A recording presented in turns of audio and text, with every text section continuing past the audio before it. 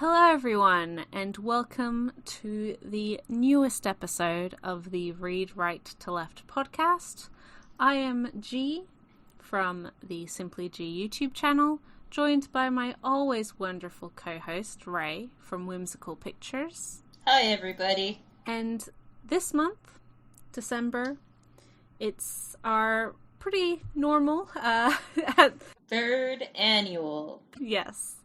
Where we talk about our 5 favorite new series that debuted in English for the year, as well as a bunch of honourable mentions, because you know that we can't just keep it to 5. We have to talk about everything that we enjoyed. And many of you sent in your own lists and some questions. Thank you, as always, for that. And rather than have too much structure, I think we'll just get straight into it. None of these have any kind of overarching theme or something tying them together aside from our own personal enjoyment. So, yeah. I guess, do we want to start with the runner-ups? Yeah, our honourable mentions, and there were many this year, for me and for you, I believe, Ray. Yes. 2021 we saw so much manga, so much new manga being released, so much new manga being licensed, so many exciting and fantastic series ending as well. It's just been full on. And so for myself personally, I have my top 5, but I also have a bunch of runner-ups. One that is, I think the print volume has been released. I haven't received my copy yet, but I have read this digitally first, because I wanted to see if I would like it before I bought the print copy. And that is Double, which is a ongoing series about 2 actors, theater actors. One who is kind of head in the clouds, doesn't really have any personal ambition or drive, and hasn't been acting that long, but he has great talent, and his friend, university buddy, sort of, who is basically the person who runs his life for him, who gives him all of this direction. They build characters together, and through the success of this other actor, our main character feels fulfillment, or maybe just is feeding his own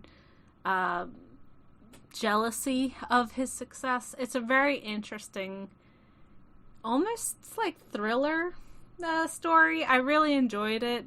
I've read the 2 digital volumes that Tokyo Pop has put out so far, and it's very, very good if you like stories about theater and actors and kind of messy interpersonal relationships. And it also has a Moto Hagio reference in it. So yeah, it references, one of the chapter titles is Hanshin Half God, which is a short story of Hagio's, and is very, very evocative of the relationship between these 2 characters. So it's really good, and I look forward to reading more of it. Well, I'm sold. Also has fantastic artwork, just by the way. So that's the kind of one quote-unquote normal manga, I guess, that I wanted to mention, that's had volume releases. Couple other simulpub releases that don't have volume releases, although I would expect sometime like this next year we will see make the transition to print, and that is Dandadan, which is a Jump Plus title. I think it's running on both Manga Plus and the Shonen Jump website, which is a weekly series about a girl who comes from a family with like spiritual powers, who's just kind of a normal girl, and then she, through a series of strange events, befriends the biggest nerd in her class, who's super into like extraterrestrials, and he ends up getting in some trouble trying to hunt aliens down, and she ends up helping him, and they become friends. And it's like 20% crass humor, and then 25% more crass humor, and then the rest is just like really sweet, heartwarming, like, I don't know, kids being friends and crushing on each other. It's got really creepy, like, aliens and monsters and things going on. It's a good time. I laugh a lot when I read it. Warning for, especially the first chapter, but kind of pervasive whenever the aliens come around. There is threat of, like, sexual violence. But it's more so, it is treated seriously. It's not like a joke or anything. But yeah, just warning for that for people who are, not wanting to read that. Otherwise, it's a really fun time. Again, really quirky, really interesting. The mangaka is another former assistant of Tatsuki Fujimoto of Chainsaw Man fame, which really comes across like similar vibes to Fujimoto, as well as Yuji Kaku, who has a couple series, Hell's Paradise and Ayashimon currently running. So yeah, I really enjoy it. I'm looking forward to when that does get volume releases. And then on the other Jump weekly series I'm a little bit behind on is Blue Box, which is a like coming of age romance sports series about a kid on the badminton club who has a crush on a girl who's a year or so older than him, who's on the basketball club. Mm-hmm. And through just kind of, I don't know, circumstance, she ends up living at his home. It's really sweet. It's really adorable. It doesn't feel like a Jump series for most of it. All of the characters are really wonderful. And it's just really earnest and kind of gives me like Blue Flag vibes in how realistic these teens kind of interact with each other. It's a good time. I like it a lot. I hope it sticks around for a while.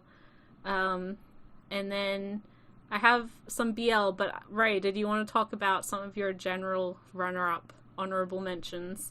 Yeah, sure. Just a handful.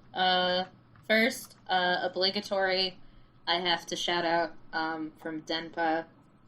We did get a Moto Hagio book this year. It's actually a really beautiful book from them, but this is Lilo. It's certainly much more lighthearted and more light in general than any other Moto Hagio that we've gotten in English before. Mm-hmm. This is a cat manga. It's about a little talking cat named Leo, who is based off of one of Hagio's own cats. She has several, and there are pictures of them at the end of the book, which is much appreciated.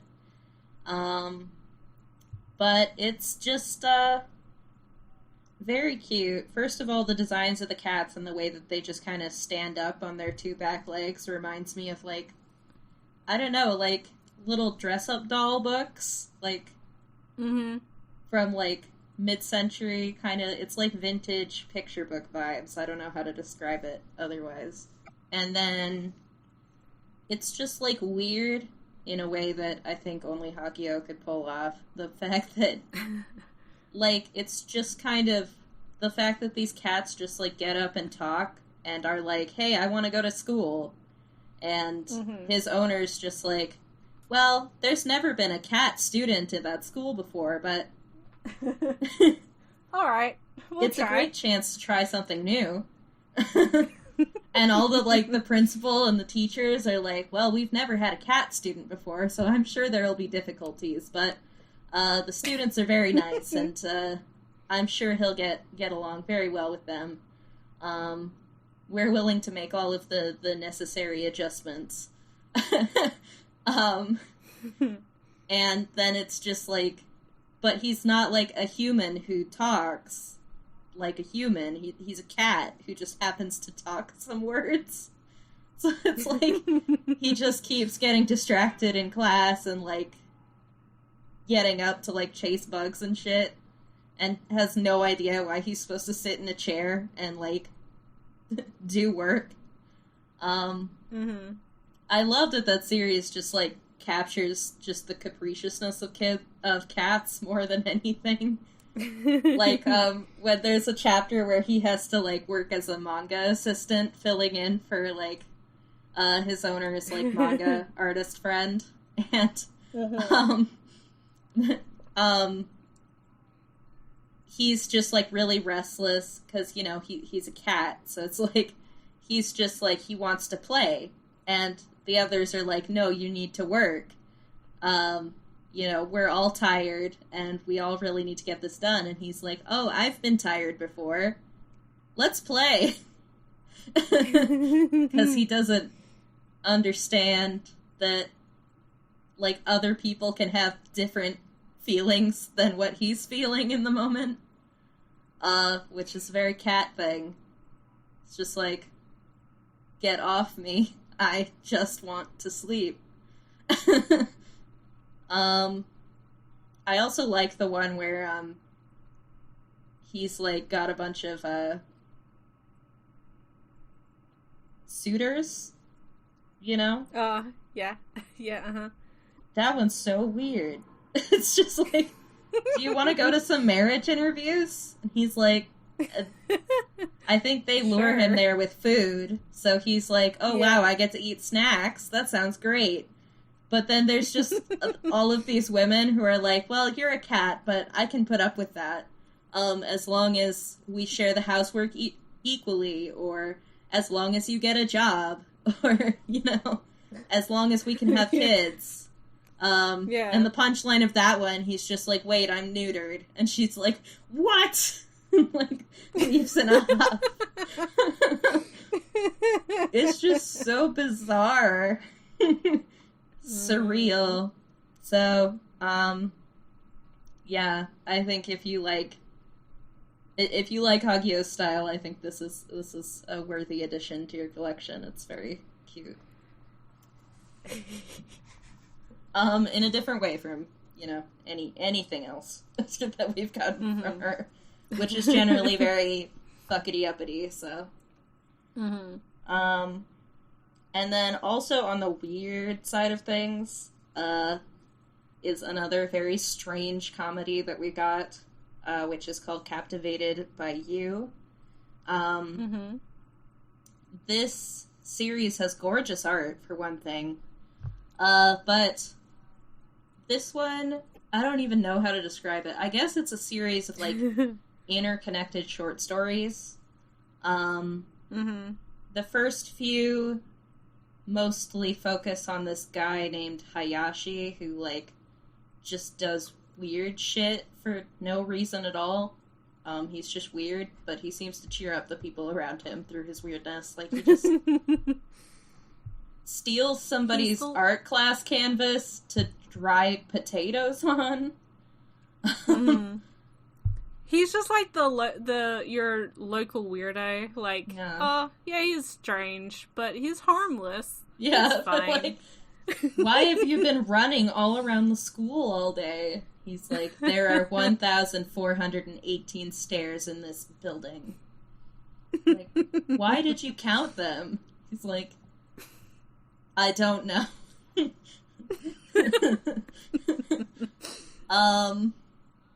And then, but, like, I think the stories that really stand out are the last half, 2/3-ish of the book, which is, about this guy named, Nikaido, who looks like a character in a Junji Ito manga. He just looks absolutely haunted. So he's not just unpopular, he is anti-popular. There's, like, all these rumors going around that, like, if you touch him, you'll turn into him. If you talk to him, like, you know, you're... I don't know what the talking to him one was. It was like, you know, your marriage fortunes will be a disaster, or, like, you know, your test will be in You'll Greek fail or your something. exams, yeah. So we have, like, this kid who, it seems to just be a normal boy, right? A little gloomy, but, like, he ends up having to sit just in front of Nikaido, with those terrible haunted eyes boring a hole in the back of his skull. And he also ends up in the same, like, cleaning area, cleaning the same bathroom every day with Nikaido. So he's like, well, alright, let's try to have some sort of conversation with him, which does not go well. So he ends up meeting someone who went to the same elementary school as Nikaido, and, like, a girl, and she was like, oh my god, you're with Nikaido? He was so popular in elementary school. He was just like a prince out of a shojo manga. And he's like, what are you talking about? And she's like, I'll send you a picture of him in elementary school. And, she sends him the yearbook photo, and he's like, oh my god, this is a different person. And it turns out that Nikaido was, like, had a fairly traumatic experience with, like, how popular he was in elementary school with girls. And decided that, you know, because he's so incredibly handsome, right? So he decided that he has to do something to repel people. So all of the Valentine chocolate in his locker, among all of it, he also found a used pad. This is... Oh, yeah, that's right. Oh my god. Ew. And he's like, no, never. Enough. Nobody ever talked to me again. Which, like, fair. Absolutely. Oh my god. And then, so yeah, he decided to just, like, actually, he met the other kid, right? And, the other kid was, like, so haunted and gloomy at that time that he was like, my master, and decided to, emulate him. Yeah. He goes to school, like, his first day of school, he tucks his jacket into his pants. His mom's like, what's wrong with you? He put on fake glasses, and it's like, his blazer. I'm sorry. And he shaved his head, and his mother's like, what is wrong with this child? The image is just so funny. It's just, there are some illustrations in this that are just absolute gold.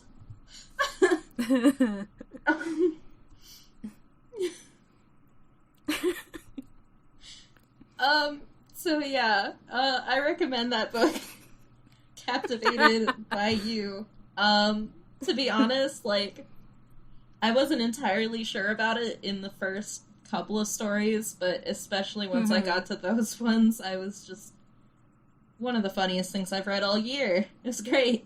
Yeah. And he's never heard of, like, Junji Ito, and when the other kid's like, yeah, the other kid's like, you're like a Junji Ito character.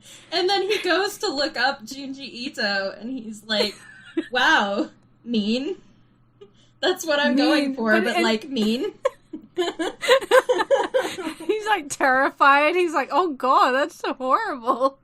That's a horrible thing to say to someone. And he's like traumatized. Yeah, he's like really upset. Good stuff. Alright. And then, any others that aren't like BL and Yuri? I guess, Haru's Curse, which I've talked about, I think, mostly in our Josei manga episode. I think I go on about this one at a bit of length. I do recommend this one. It's a one-shot volume. Quite a heavy read, but it does have sort of a kind of heartwarming ending to it. Yeah, check out that other podcast episode if you want to hear more of my thoughts. Yeah, so did you want to talk about some of the BL that you liked this year? Yes. I mean, if I talked about all of the BL that I liked this year, we'd be here for 3 hours, because legitimately I don't think I read a bad BL this year. Some, G, I said some. But a couple I wanted to highlight, two of which were very highly anticipated releases, I think, just generally, both from Sublime, and then one from Tokyo Pop, which is very my brand and appeals directly to me. So I'll talk about that one first, which is The Cat Proposed,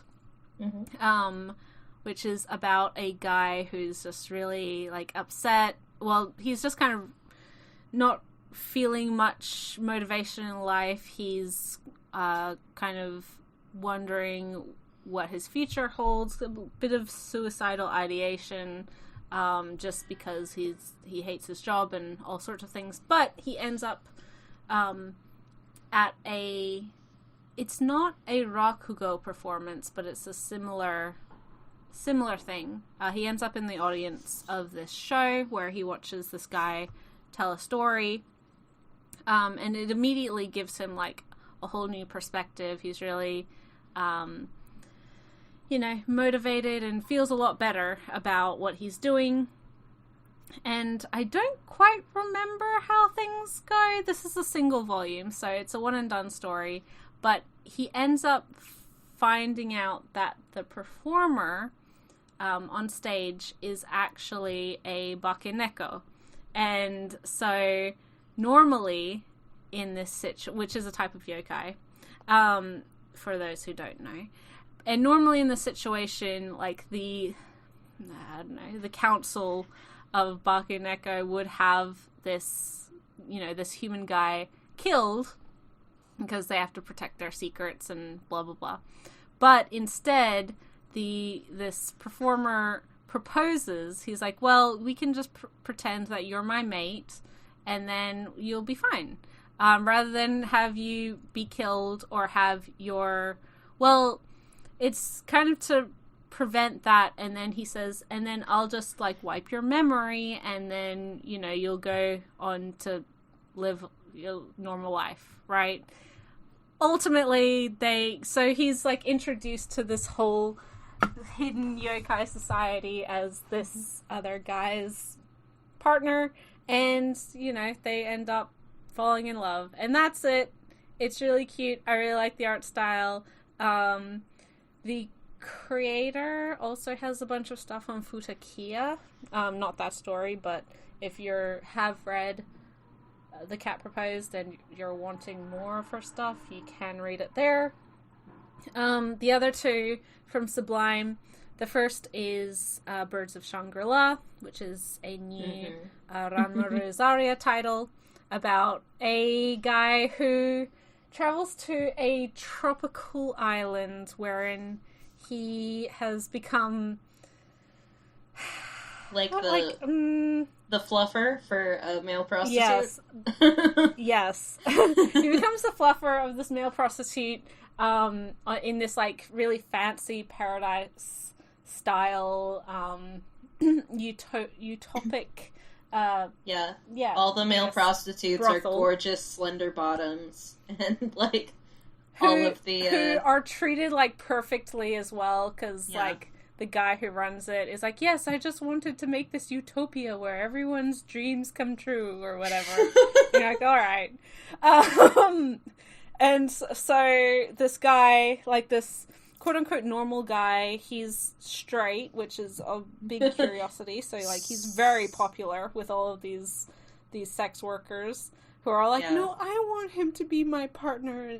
Anyway, he ends up with, like, one of the most popular guys, who's also kind of the most hard to handle, maybe. And we initially don't really know, but he's recently, like, our main character, he's recently had a breakdown in his relationship, so he's kind of, like, trying to find himself after, you know, his wife having left him, blah, blah, blah, blah, blah. Obviously, this is a Azaria title. Lots of sex. Very steamy. Very beautiful.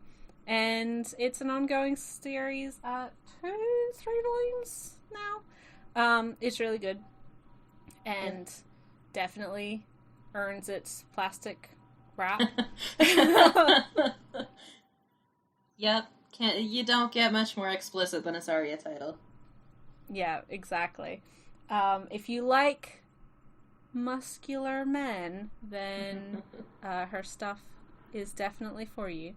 Or, like, really, really sexy bottoms. Yes, also that. She loves her. And then the other one... a lot. The other one is also similarly explicit, but also just, like, incredibly fucked up, and that is Matic, M-A-D-K, which I adore. Like, oh my god, I love it. This is an erogura title about a teenage boy who summons a demon in order to, like... Well, because he has... His sexual fantasies include, like, having sex with a dead body and, like, all sorts of stuff that is not socially acceptable, right? Like, this is... He realizes that his fetishes are not something he could play out with another human being, so he summons a devil. So in exchange for his soul, in exchange for his soul, he says, like, I want to eat your body. So he, like, I don't know if cannibalize is the right word, but he spends a month, like, eating this demon who he summons. Anyway, once the contract has been completed, he gets taken to, well, he sold his soul, but rather than, like, ending up as just a, you know, wandering soul to be eaten by a demon, he becomes the young underling of the demon that he summoned, who's like a big hotshot in hell or wherever they are. And the story is about how this, like, fucked up teenage human kid, who is now a demon, became, like, one of the most powerful, strongest demons in this society. And it's so good. It's twisted and just messy, and this is not, like, a title you recommend to people who want, like, a sweet, fluffy high school romance story. It gets gruesome. It is eroguro, like, definitely. But it's also really beautiful. The monster designs are fantastic. It's just all around wonderful, but, like, definitely not one I can recommend to everyone. If you're into it, you're into it, and I'm just glad that it's available for people to read if they're into it, including myself. So I need to get to that one. That's one of the brain cells that overlaps between us, is the Eroguro. So yeah, I need to get to that one. It's Eroguro, but also, like, monster Eroguro as well, which is just like, I say no more. But those are all my honourable mentions. I do have a light novel, but I know that you have some BL and Yuri to talk about, Ray, as well. I do. My BL recommendation here is a little more wholesome than that, but it still involves supernatural creatures. We got Marimoto Gawa title this year. We got a couple, because we got the Snow White notes as well, which I would recommend going for the anime over the manga if you're looking at English releases, because unfortunately that manga is machine translated. But we also got a shorter series called The Vampire and His Pleasant Companions. Also from her. I think the story is by somebody else. But this one is sort of a rom-com, I guess. It's pretty zany, to be honest. But it's about this, like, vampire kid from Nebraska, of all places. Except he's kind of like a half-finished vampire. He's like a fuck-up vampire. He doesn't have any fangs, so he can't drink blood because he can't pierce the skin. And he also, like, turns into a bat at night? No, during the day. And then, back into his humanoid form at night, whereas a full vampire would be able to, like, control his transformations. So he's living a really, like, ramshackle life, like, in, I don't know, what was it, like a meat factory, I think? Like a meat plant? Meat packing plant? Yeah, abattoir. Where he can get some of the blood that drips off of the meat, right? But he ends up, as a bat, getting packed into a shipping container and flown all the way to Japan. He doesn't know a word of Japanese. So he just wakes up at night. Completely naked. Completely naked, just in the middle of this meatpacking plant, scaring the bejesus out of this poor old woman. And immediately getting arrested because, obviously, and not being able to convey any of his circumstances or even lie because he does not speak a word of Japanese and also is just not, not the brightest bulb in the pack. So, Al is a simple boy from Nebraska, right? He's a simple country boy. With one brain cell.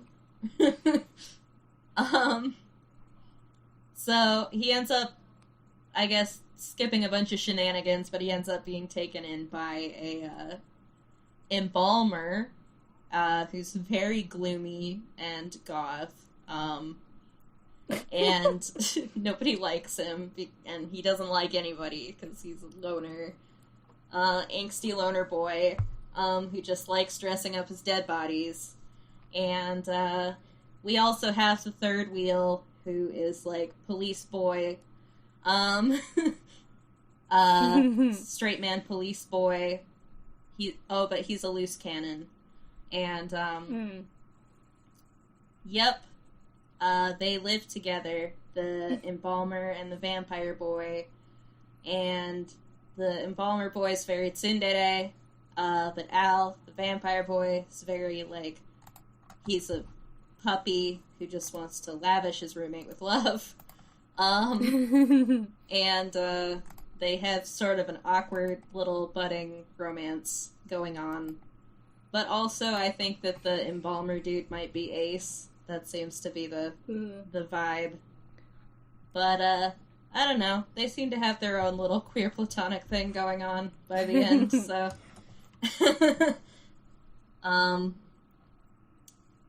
I enjoyed it. It was very cute. Especially the bat that he turns into is so cute. The cutest thing I've ever seen in my life. It's adorable. So cute. And then, yeah. I like Ragawa. We're getting another title from her next year sometime, called New York, New York, which is one of her BL titles from, like, the 90s. Which is also quite good. I would say it's dated in some very weird ways, but I would also say that it's very well-meaning for the time. Mm-hmm. And certainly much more interested in, like, the actual issues surrounding, like, you know, gay men in America specifically.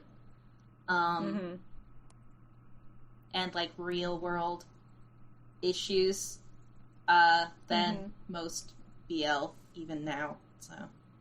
Yeah. I'm Worth looking looking forward to that one.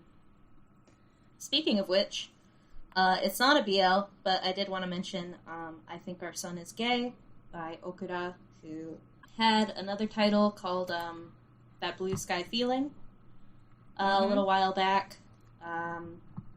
He is a gay male creator, so this is Own Voices. And it's just incredibly wholesome, because it's just about this mom who, like, she's pretty sure that her eldest son is gay, but, like, she doesn't want to push him into revealing things he's not ready to reveal. She just wants to be supportive and loving towards her boy, and let him know that she's there for him no matter what. And, you know, silently root for him from the sidelines, with his, like, his little crush that he keeps bringing by the house and getting all blushy over. And, yeah, it's just very wholesome. And, like, her and the little brother just, like, casually, like, fucking checking the dad's shit is pretty rad. Yes, it's so sweet and, like, yeah, just really, support, like, affirming and supportive. And his brother's also like, this is so obvious, bro. Like, I don't know who you're kidding with this, but, like, we're not gonna say anything. But, yeah, you know, we all know. Dad's the only one who doesn't know, and but that's because he's clueless. But that's because he's just he's taking a big old swig of that comp het. He's just like, God, man, being straight is the best. He's got such boomer dad energy.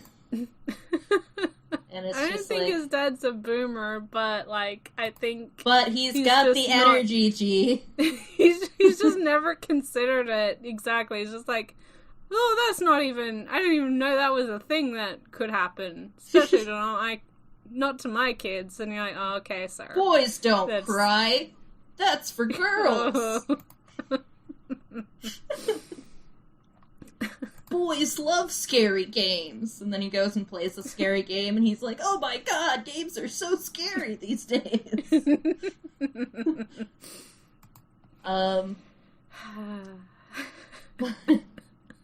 Anyway, I also had a couple of Yuri that I just wanted to mention real quick.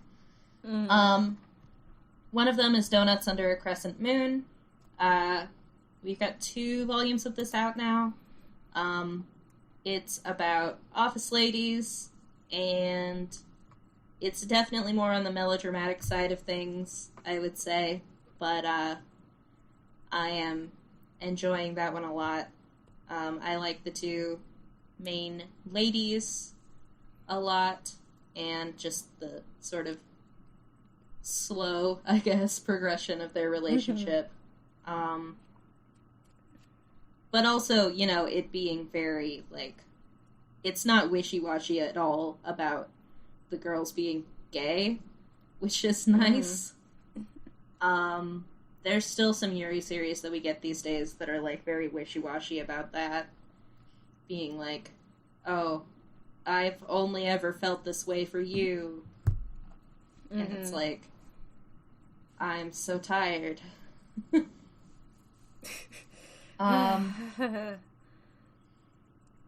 The other one is fully in the realm of, like, fanciful, fantastical, class S, like, girls' boarding school shenanigans, but, like, it's almost so heightened that I don't care, but also, like, I am a sucker for that aesthetic, so I was very excited that we got this. This is Asumiko Nakamura's A White Rose in Bloom. which is her first time tackling a long-form Yuri series, and it takes place in a European girls' boarding school. The uniforms are very, like, big, flowing skirts. Everyone's got beautiful hair and beautiful eyes, and it's just very idyllic. There's this gorgeous chapel that they all hang out around. And we've got the story is... Yeah, I mean, the story is, like, almost not the point. But there's a girl named Ruby who ends up having to stay over the winter because her parents are figuring out if they want to get a divorce, which they eventually do. So she's dealing with all that drama, and she has to stay at the school. The only other student who stays over the winter break is this girl who's called Steel Steph. Her name's Stephanie because she's like an ice queen, with a frozen heart, etc., etc.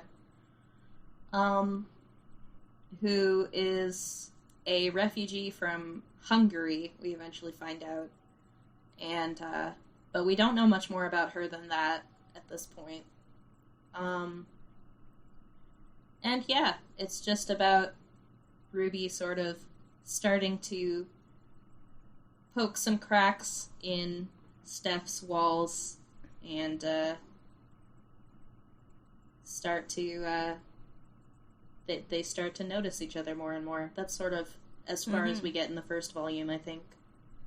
But obviously, it's going they're gonna be in love and date and they're gonna make smooch kissy and stuff. faces at each other. And make kissy faces at each other. Which I look forward to.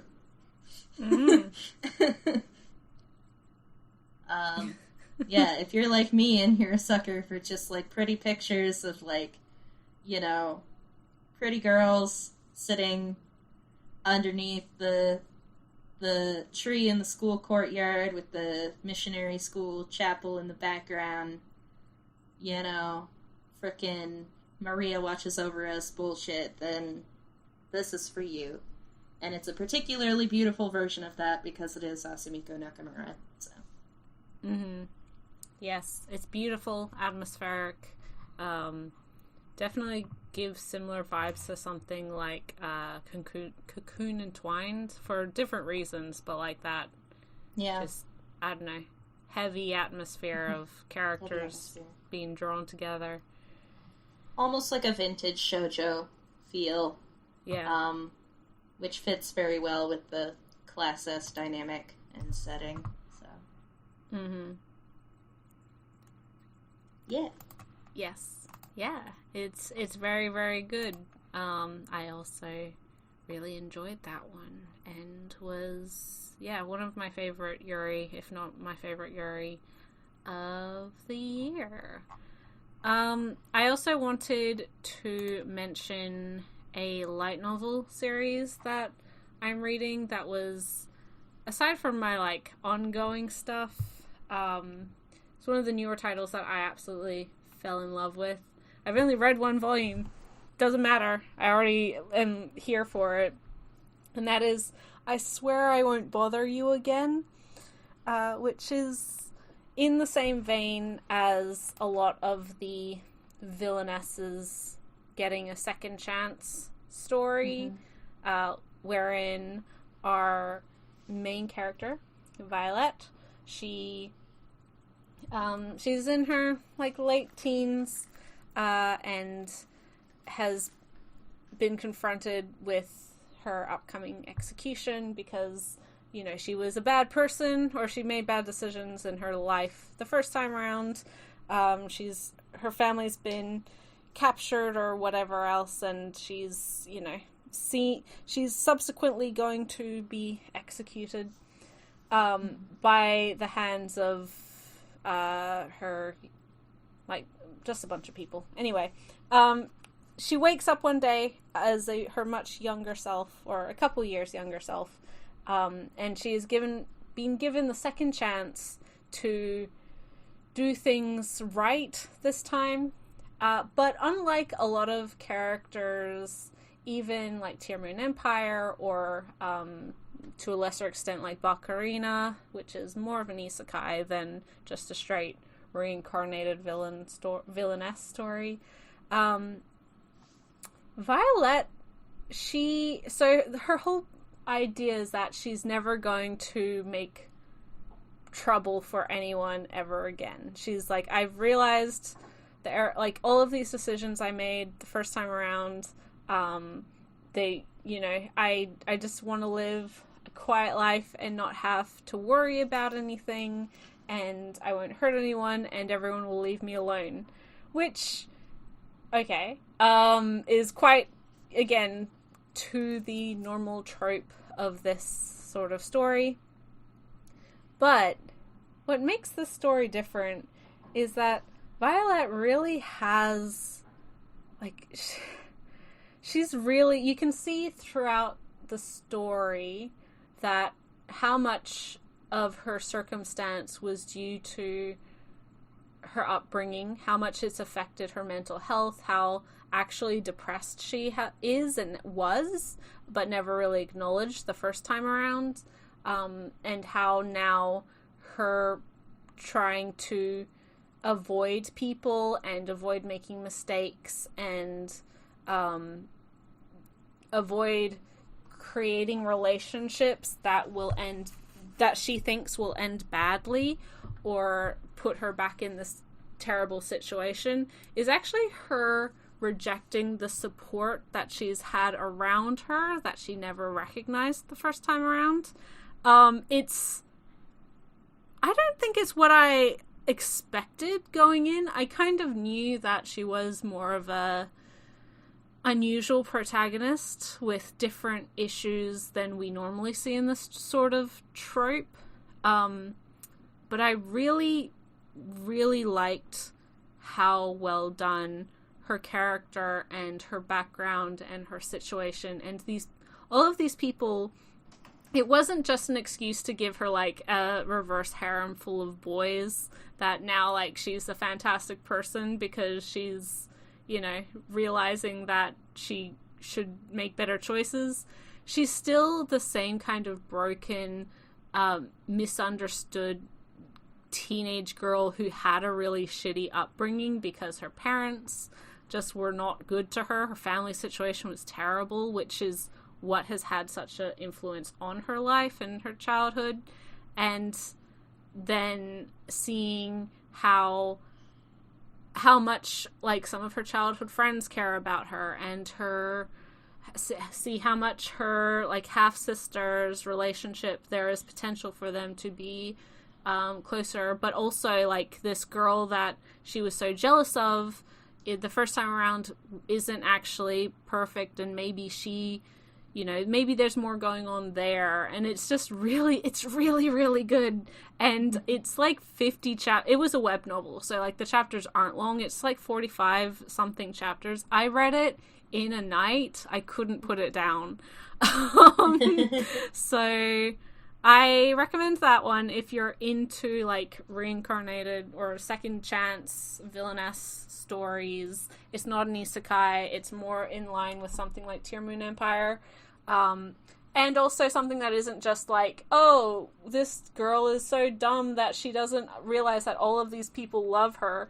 And then it's for comedic effect, it's more like, oh, this girl doesn't realize all of these people care about her because she was horribly abused in her life and now doesn't understand, like, all of these relationships that she has, and then all of the people who taught her or gave her these unsureties about relationships were really toxic in her life. It's really good. It's really good. Sounds interesting. So, yeah, that's my light novel recommendation for the year. Yay. Without further ado, I guess we should get into our top 5. We will be sharing some of your top 5 for the years and answering some questions in between each of the numbered rankings. But first, we're going to start with number 5. Gia, do you want to go first? Sure. So my number 5 for the year was a romantic comedy series called Skip and Loafer. This has been released in English from Seven Seas and is written by Misaki Takematsu, translated by Nicole Frasick. I hope I said that correctly. But this is the story of a teenage girl who's from the country, like a really small town. She's quite smart, top of her class. She has a whole bunch of friends. She's quite popular. And so she's now going to the big city, Tokyo, I believe, for high school. And she's going by herself. She's staying with a relative just because she has this like life plan where she will become like this super wealthy and beloved businesswoman. She has her life goals set out, and she has a very specific plan in order to achieve those things. So she's heading to Tokyo, and she's really like, even before she even gets there, like, she's top of the class, so she's been put in charge of doing the opening speech for the new students. She is very smart, she's very cluey, but she doesn't have much social awareness. She has a bunch of friends in her hometown because they've known her forever, but she's not exactly like that cluey about what makes people popular or how to be cool, if that makes sense. So she ends up on her first day getting lost. She doesn't know how to get to her new school. She's kind of freaking out. And she runs into a boy who's he's running late to the entry ceremony. And he's like, oh, I'll help you get to there. He's kind of not really wanting to go to the opening ceremony. He's our loafer of the title. And he's just kind of very popular, very amicable, but not exactly super motivated. He doesn't have a whole bunch in his life that he's striving for. Pretty typical teenage boy. He's just, happy to hang out with friends and whatever. But he sees this girl in trouble, and he's like, all right, I'll go to school. We'll get there together. And she's freaking out, obviously, because she's late. And she's like, I have a speech to make and all these sorts of things. And he's like, oh, it's fine. Don't worry about it. Anyway, they get there. She makes her speech, and she's like, oh, this is going so well. She's getting off stage, and she's so nervous, and she ends up puking in front of the entirety of the school. And she was just like, oh god. So obviously her possibilities of being like the super popular, cool, like highly respected girl is completely out the window, because we know how high schoolers are. She's automatically like puke girl. Yeah, she's cute girl. But she's nothing if not optimistic. She's like, okay, that was yesterday. And like, yeah, but I can still win people over. They barely know me now. And I'm like, girl, these are why your friends and family are worried about you. And so she's working really hard. She's trying to make lots of friends and whatever. But obviously, like, people don't forget that you're a puke girl over the course of a couple hours or a couple of days or the entirety of your high school career, right? Like, you're forever gonna be puke girl. Except this boy that, helped her out, he actually quite, like, he likes her a lot. He thinks she's got really fun energy. He likes how motivated she is and how kind of different she is from him. Because when they were heading to school, she, like, took her shoes off so she could run to make it. And he's just like, wow, that's not something anyone that I know would ever do. That's really interesting. And so he's like, oh, sure, like, I'll be your friend. And through his popularity, like, is kind of dispelling some of that social stigma that she would otherwise have, and which she still kind of has, but now she's getting more friends, and like people are actually getting to know her outside of being cute girl because of her association with this guy. And he is kind of finding school more interesting, more fun. He's getting more motivated just from seeing how she acts and how, you know, she spends her time, and how fun she's finding the big city and finding high school, which for him was just kind of something he was dreading, thought would be a drag. It's really sweet. It's really lovely. They have a great friendship. Obviously, there's kind of romance bubbling a little bit. She's not exactly aware of any of that. It's really good. It's very sweet, and I recommend it. Especially if you like really earnest characters. Earnest female protagonists who are trying their best. Wholesome. Wholesome indeed. Cool. I have not read this one, so... I, read descriptions, and I was like, that sounds like a very G series, and not like a very Ray series. The relative that our main character is staying with is a trans woman, and that's just part of the story. It's not really a big deal, and I love her. She's great. Nice. Now Chan. And yeah, it's quite there's a lot of gender, non-conforming characters in that series as well, which is just kind of surprise representation, and it's very sweet. And Yay. Yeah. Well, that's nice. So my number 5 is one of the new Shoujo Beat titles that we've gotten this year, from a creator that I was already a fan of. So this is The King's Beast, published by Shoujo Beat by Ray Toma, who is also the creator of The Water Dragon's Bride and Dawn of the Arcana, which this series, The King's Beast, actually takes place in the same universe, same world as Dawn of the Arcana. And it is translated by JN Productions. So this one has, I believe, 4 volumes out right now. So it is one of the ones on my list that has, the most content out, I think. Gotta give it to Shoujo Beat, you know.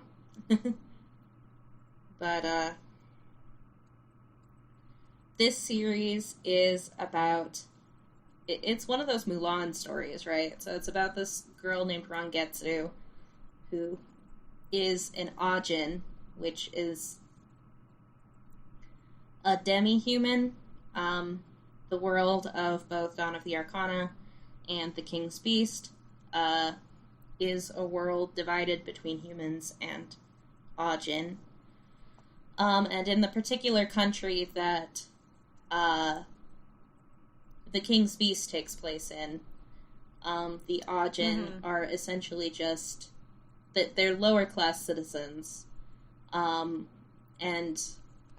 more or less enslaved. They are physically stronger than normal humans, and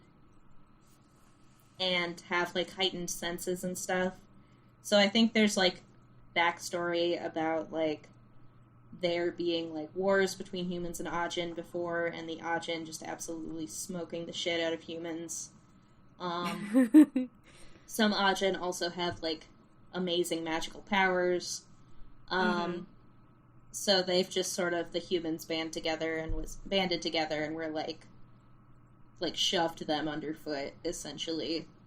And I don't feel like talking about real-world implications because they're problematic.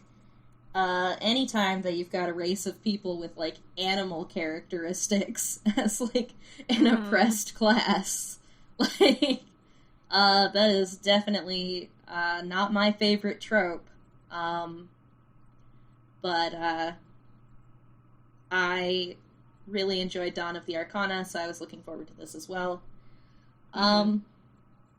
But yeah, that is the backstory of the world. That's the world we're dealing with here. Is one where Ajin men are typically enslaved to do menial jobs, and Ajin women are enslaved to be put in brothels, typically.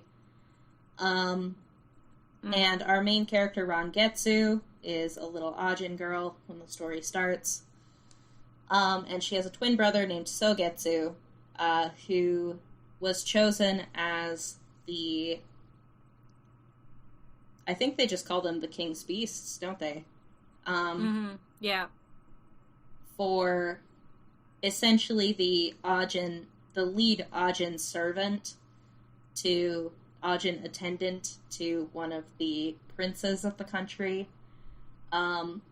This is a country where the king is not chosen by the age of the prince or the lineage of the prince necessarily. They kind of have to duke it out, and like the most worthy of the title ends up being chosen as the next emperor. So there's this very fierce competition which requires very loyal servants. In particular, this attendant, who is an Ajin, typically one with special powers. Sogetsu had, like, some amazing special powers, so he was chosen to be the fourth prince, is King's Beast. But he was murdered. And it was pushed under the rug because nobody cares about the death of a mere Ajin. But Rangetsu knows that, you know, it's not just... Obviously, it's not just something to be shoved under the rug just because he was an Ajin. He was her beloved twin brother.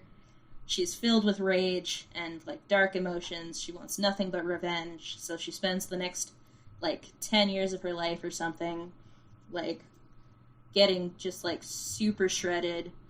And, badass and awesome, so that she can end up getting the job as the fourth prince's next King's Beast, despite not having any magical powers of her own. And we sort of start the story with her landing the job. Also, the King's Beast can't be a girl, so yeah, she's boys pretending. only. Yeah, she's pretending to be Sogetsu's brother, I think. And so that's where the Mulan aspect comes in.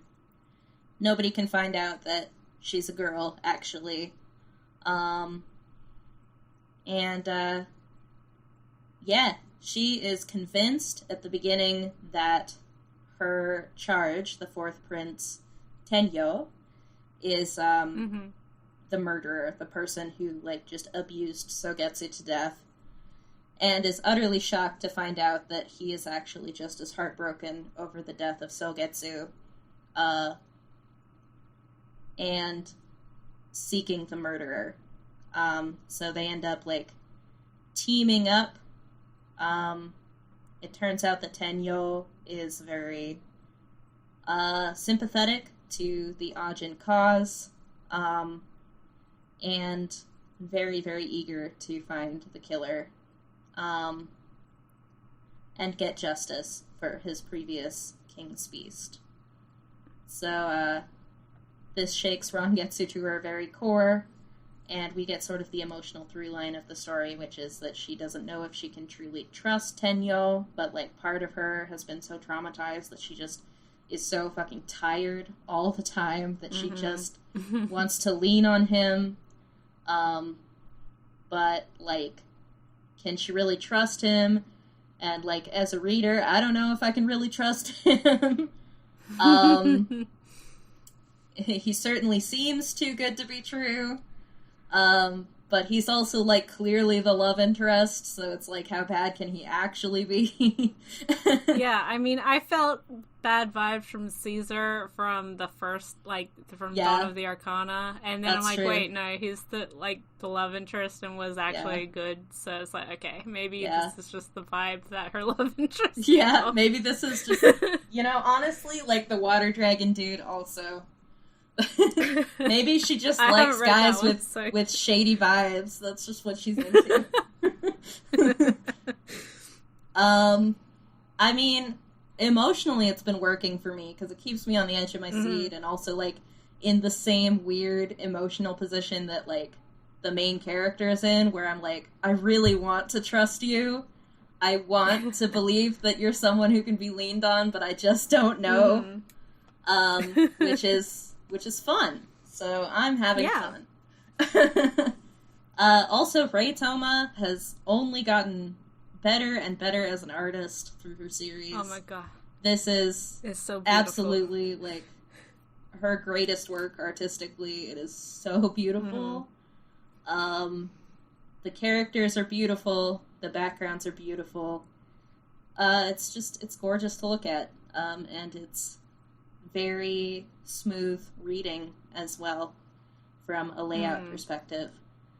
Which, you know, I remember back with Dawn of the Arcana, it was often difficult to follow the flow of action. So it's like, you've grown so much.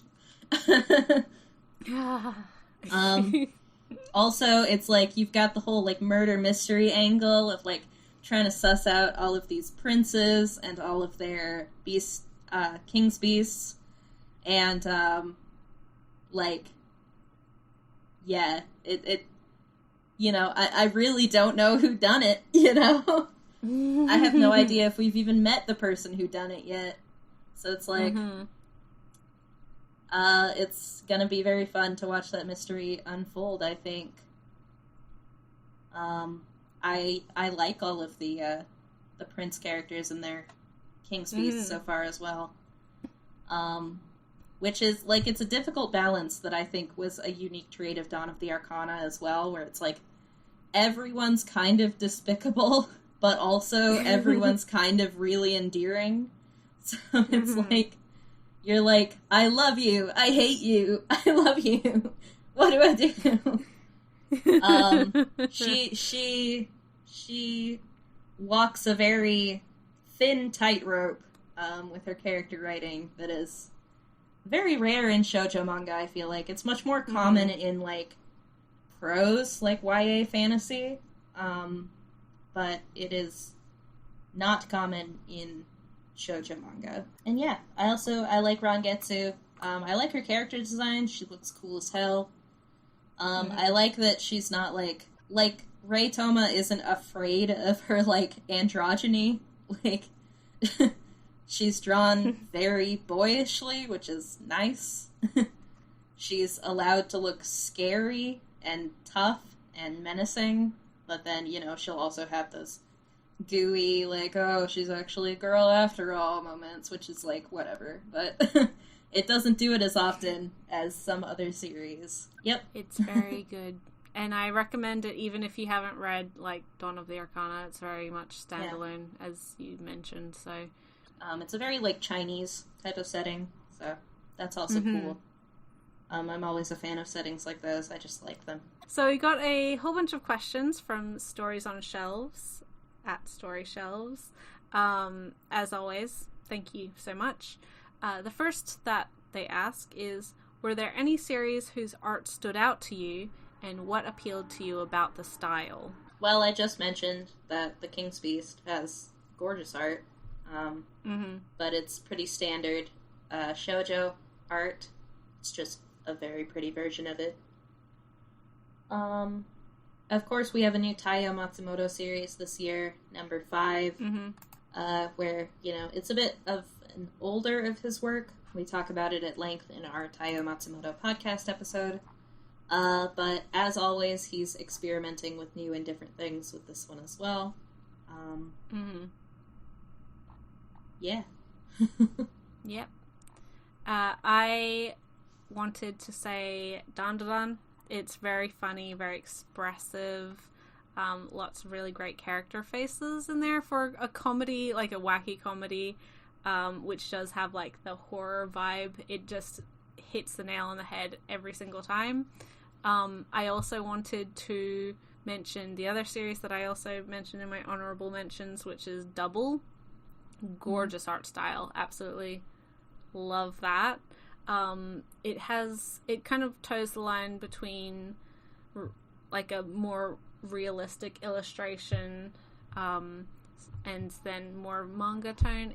It's really really lovely. And then, of course, more of the titles in my to come list. Some things that I'll mention. So I don't want to talk too much about those. I don't want to spoil my list. And as I said, also Matic, just absolutely gorgeous monster design, gorgeous atmosphere, just really beautiful use of just line work. It's just, it's beautiful. It's gorgeous.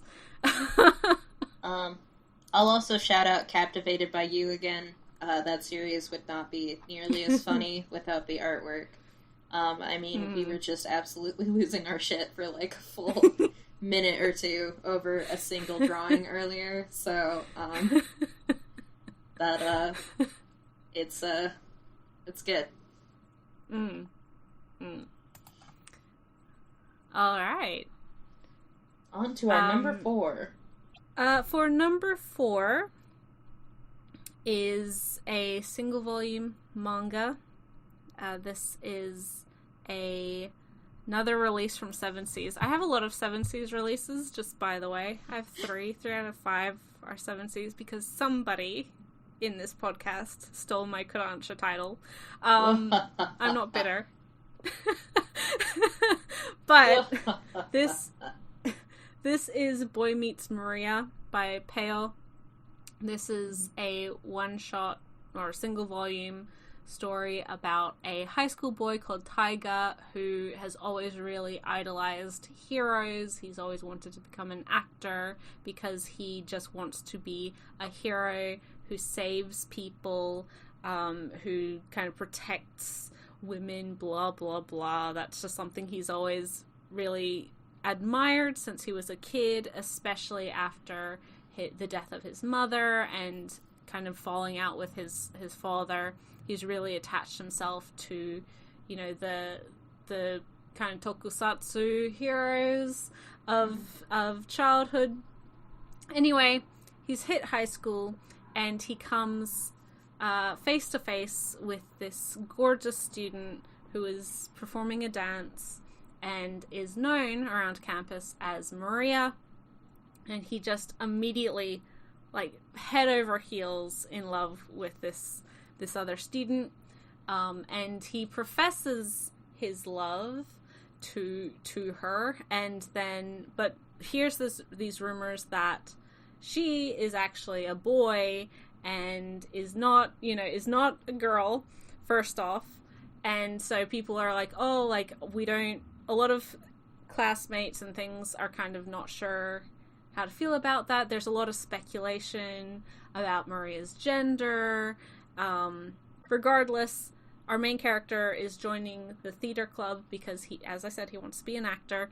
But problem, he's not a very good actor. He's extremely wooden. He doesn't know how to perform at all. And then our this beautiful, beautiful student, Maria, reveals, I'm not a girl, first of all. Second of all, I can help. Well, you're a really bad actor, so so I'm going to teach you. Yeah, I'm going to beat you. Don't even try.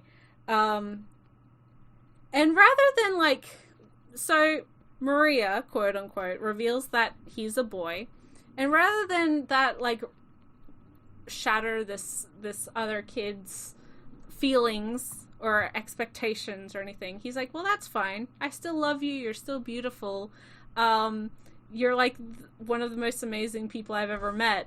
And so this other boy just doesn't know how to handle that very much. Yeah. He just doesn't know. The other boy's name is Arima, by the way. Arima, yes. Which is Maria backwards. Yeah, sort of. Well, in Japanese, it's Maria backwards. Ah, yeah, okay. So yes, Arima is he has there's a lot of. This is not an easy read necessarily. Warnings for a lot of stuff. Child abuse, emotional and physical, sexual abuse, childhood sexual abuse. yeah, very triggering scene involving rape of a child in this. Like, Yes. it's very...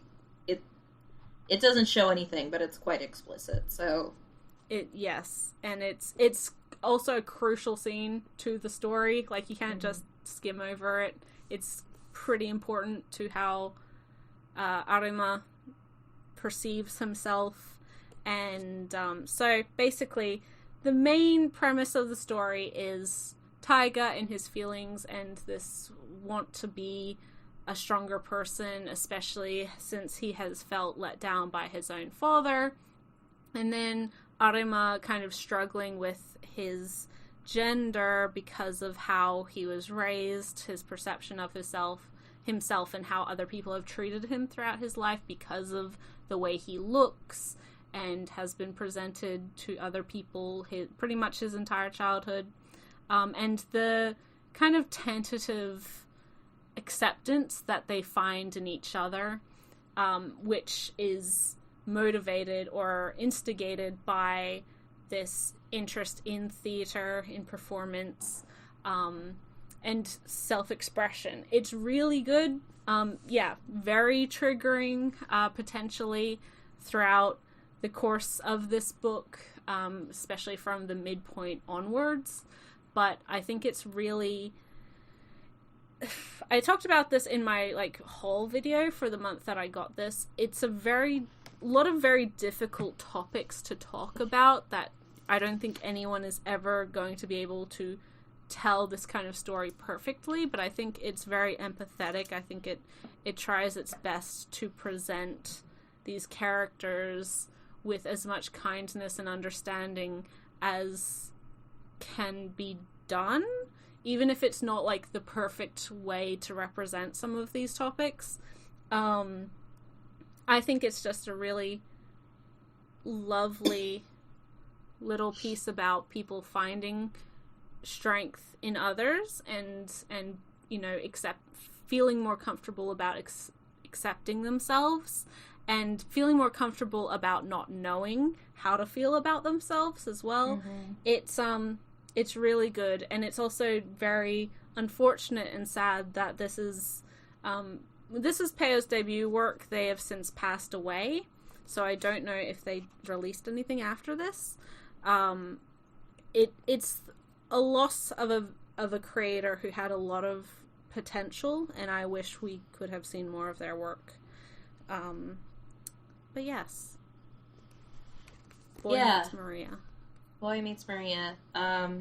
Two things I want to add about this. I do agree with pretty much everything you said. I do like this title a lot as well, but I also have a lot of complicated feelings about it. Like you said, it is far from perfect.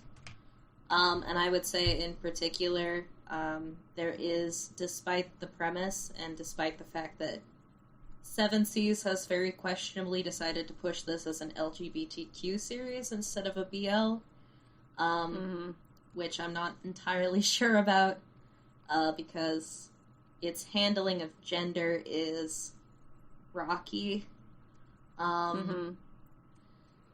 So...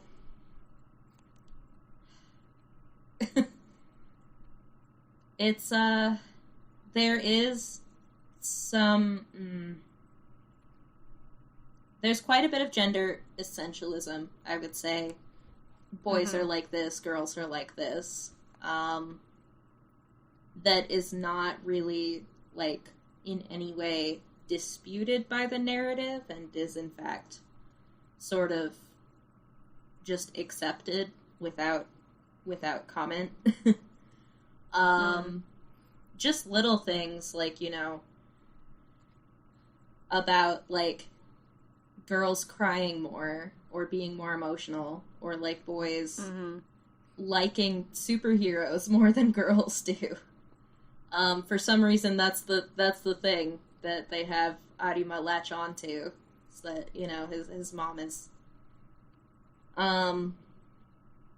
forcing him into dresses and stuff, which,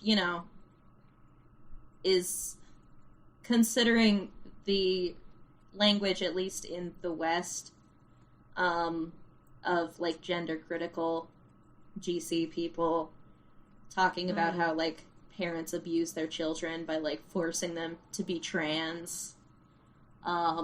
Definitely put a sour taste in my mouth, that whole plot element.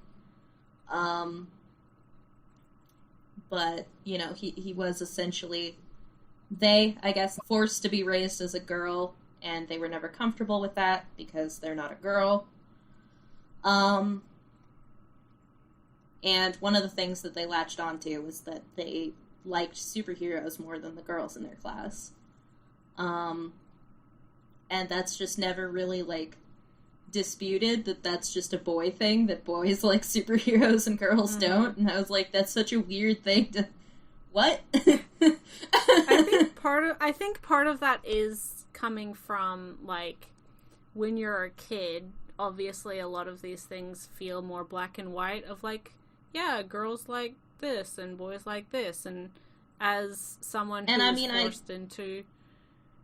I get that, but it's, like, reinforced by the narrative multiple times. But also, I think the biggest issue here is that there is an implication that, like, Arima coming across almost like gender fluid. Like, they definitely don't... They're not like, I'm 100% a boy at the end. They're like, I feel uncomfortable being called a boy and being called a girl. And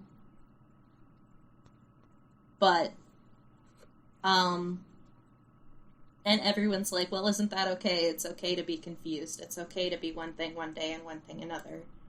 And be figuring yourself out. And that's great. That's a great message. But there is an implication that, like, the reason for their confusion and, like, dysphoria is because of trauma. Specifically trauma because of their rape, as well as the way that their mother raised them. Which, tying that directly to the experience of gender dysphoria is not great. It's a sort of a fundamental failure to understand what gender dysphoria even is. And there seems to be a lot of confusion in this work about, like, gender fluidity and the existence of non-binary genders. Possibly not something that Peyo was aware of. Which, you know, if you're not in the right circles in Japan, you probably don't know about those things. It's just how it is. But, you know, I do think that, especially because 7C specifically markets this as an LGBTQ title, it's important to be aware of these flaws within the work going into it. Yeah, I would say if you expect it to be going, like, expecting that it's a bit problematic, that it has sort of a BL understanding of LGBTQ issues, then you'll probably get a lot more out of it. And the other thing that I wanted to mention is another problematic fave of mine, which this work very heavily reminds me of, and I said this when it was licensed.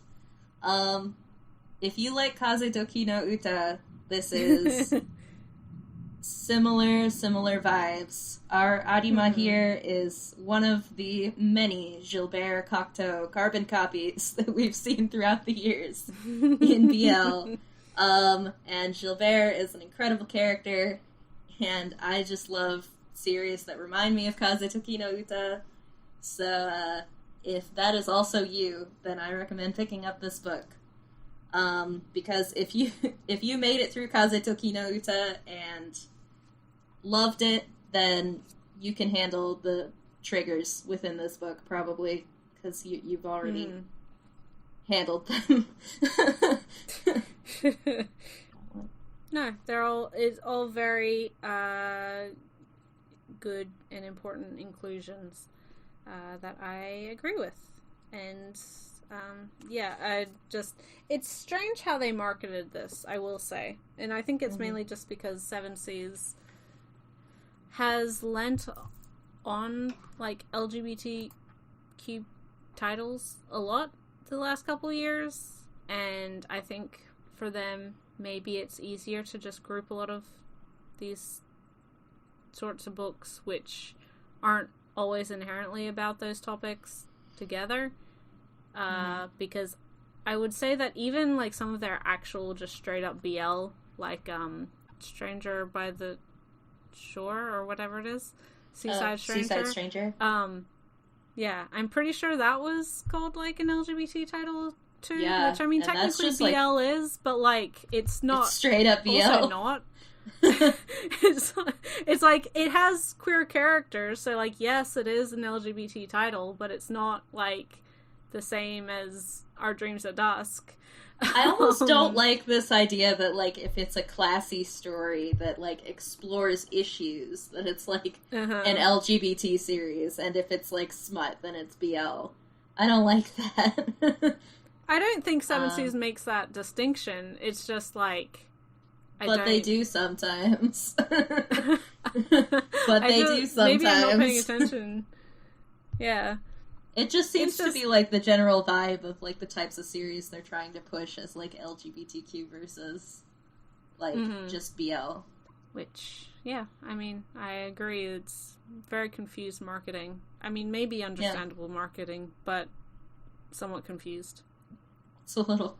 I just feel like they are gonna get a lot of, like, queer people who read some of these books and got really mad because they were sold a moving and touching LGBT story and got something that does not know what X-gender means. And it's like, well, if you came into this with, like, BL expectations, I think, you know, those readers would probably be more open to this story than someone who's looking for, like, an Our Dreams at Dusk. Yes. Whatever. You know, I'm not in manga sales, so... What do I know? And regardless, I liked it, as I just said. Yeah. For, like, I liked it too. 5 minutes. So, like, regardless of its issues, if it sounds like something you'd be into, try it. Yeah. Like I said, it's got issues that do give me pause, but I did really like this book overall. And I do think it's worth reading. The art's pretty, too. Very pretty.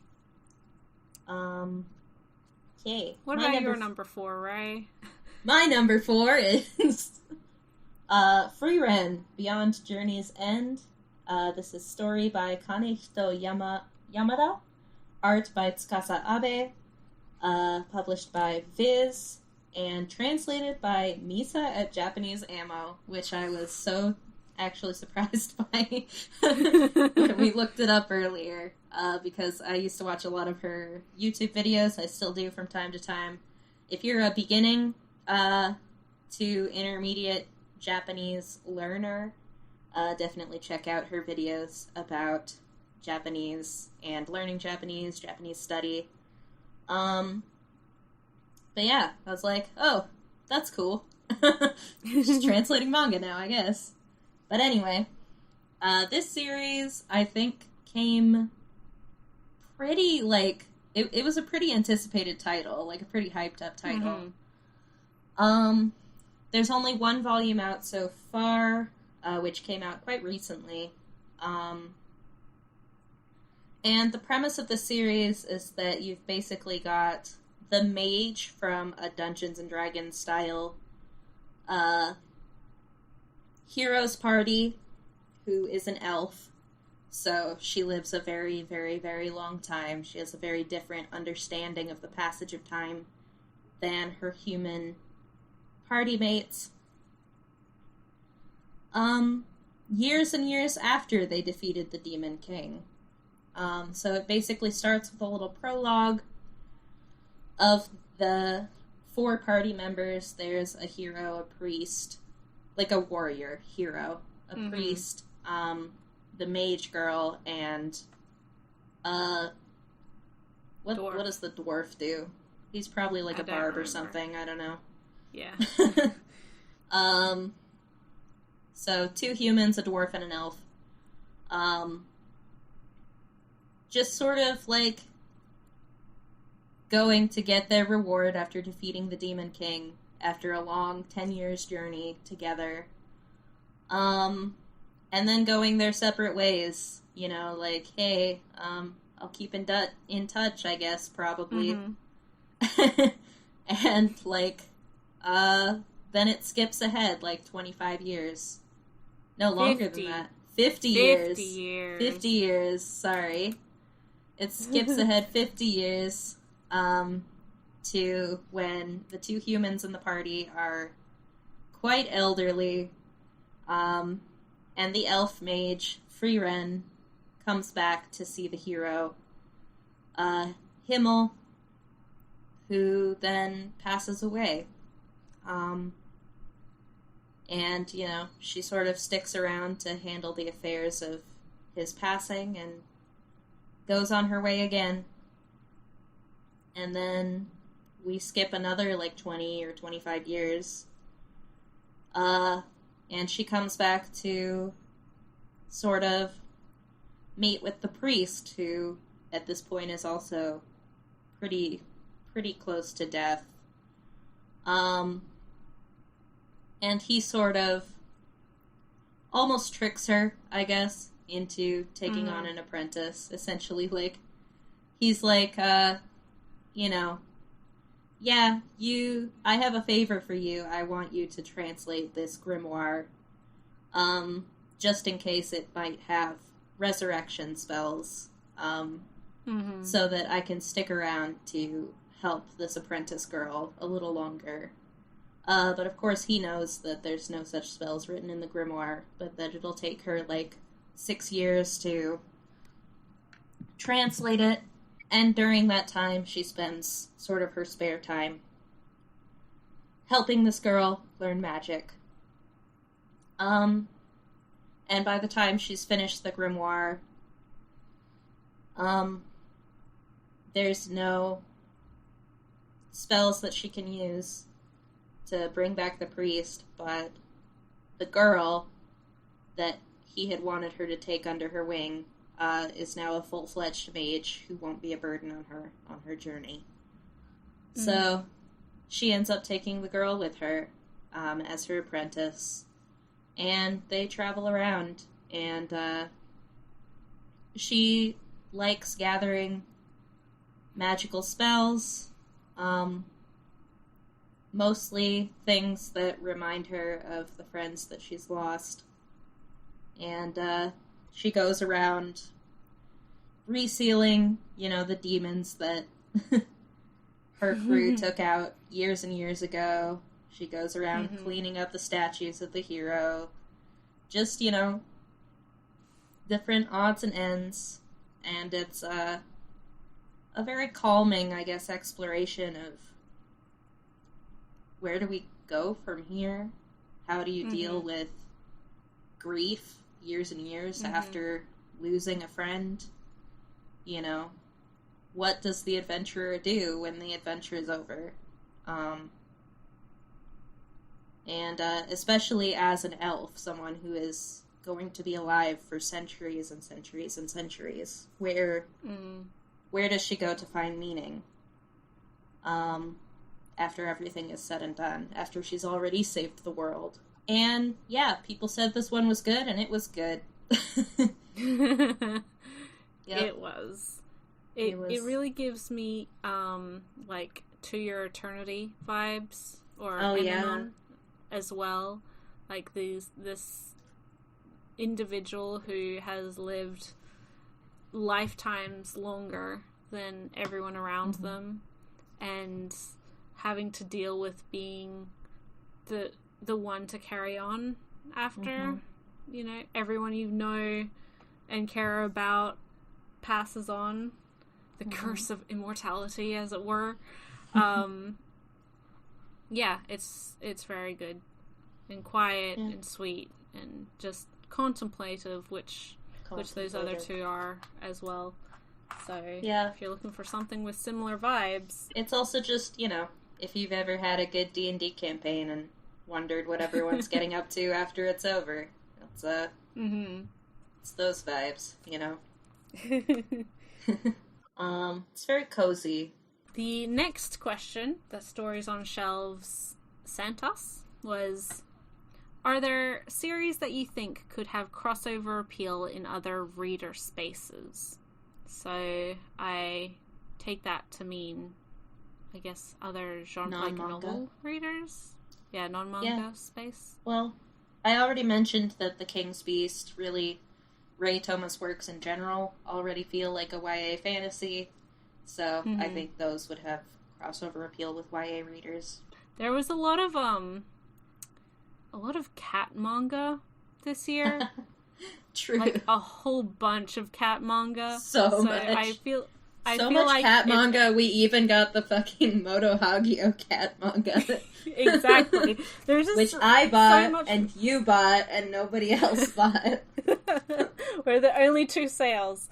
That's not true, but we probably made up 25% of sales.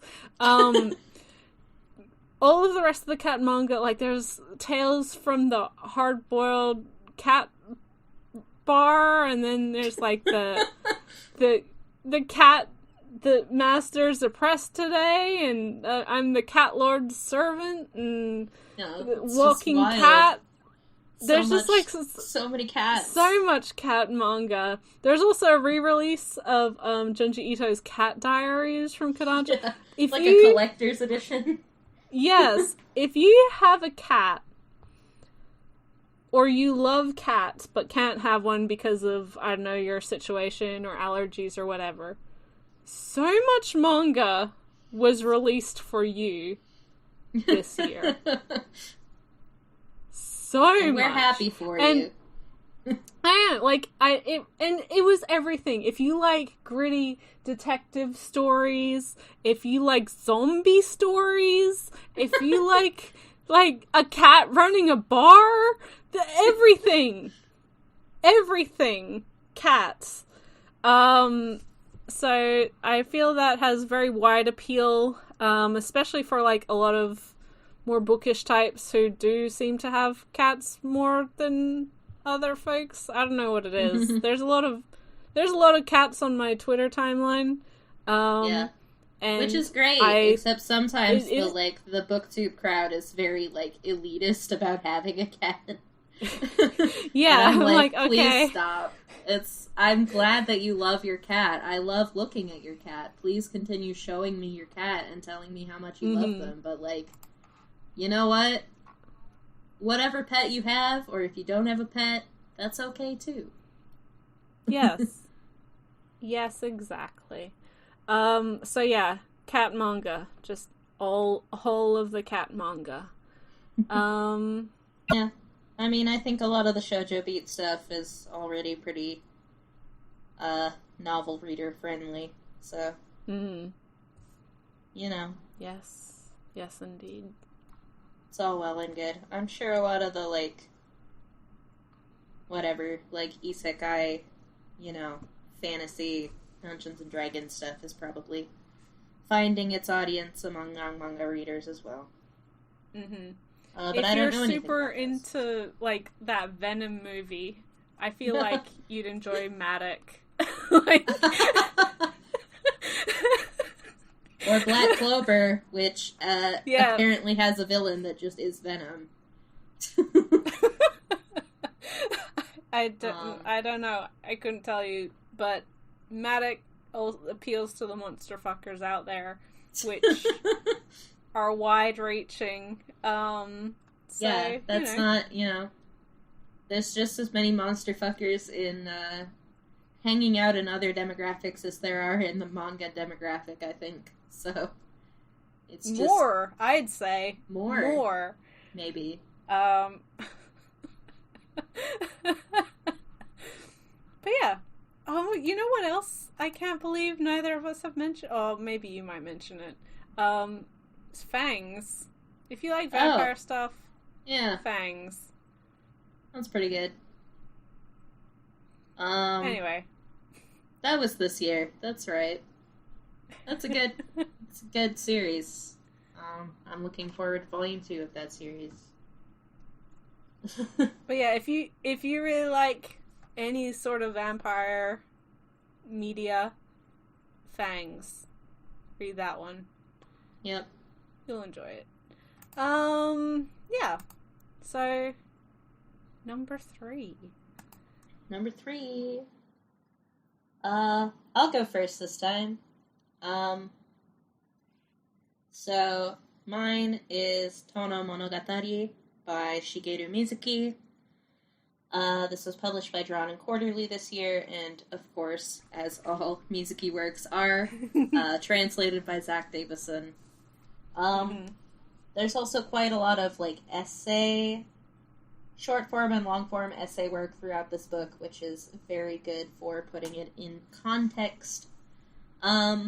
This series is, well, it's not a series, it's a book. It's a collected little vignettes that Shigeru Mizuki made that are his adaptation of the Tono Monogatari stories, which it says, on the back, it calls them the cultural equivalent of Grimm's fairy tales.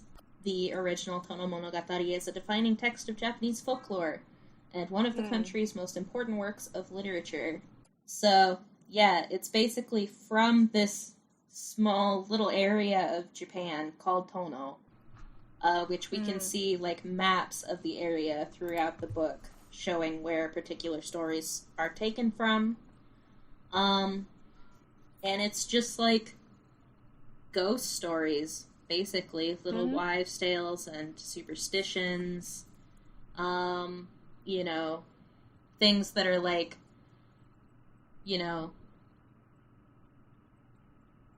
my friend's uncle once encountered kappa on the way to chop logs for his fire.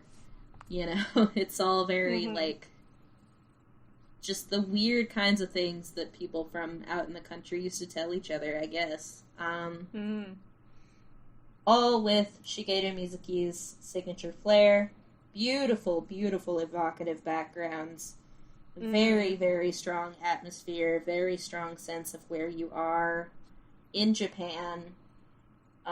You may as well just be there, literally listening to some grandfather telling you these stories. Maybe the grandfather telling you the stories is Mizuki himself, because he does draw himself as a narrator character throughout this, giving his commentary. The one that sticks out the most in my mind, because I only think about monkeys, because I love monkeys, is, there's a story about monkeys, and, there's a bunch of monkeys in a tree who end up just, throwing a bunch of, sticks and rocks and shit at people to get them away from their tree. And Shigeru Mizuki's little narrator character shows up and is people in the Tono area call, this, a swage of, rocks and sticks, Tengu's gravel, but maybe it was just monkeys being monkeys. And it's all just, stuff like that, him making little comments, oh, I wonder if this was true, or, maybe, in modern day, this is what we would just call this, And each little section is wrapped up with a little short-form essay about a particular type of yokai or phenomenon from the area that shows up prominently within Tono Monogatari. And, it's a very good book. It's a nice, coffee table book kind of thing. It's not that big or anything, but it's just, a really nice one to sort of flip through a couple stories. Each story is only a page or two long, and just sort of enjoy the spooky Japanese vibes.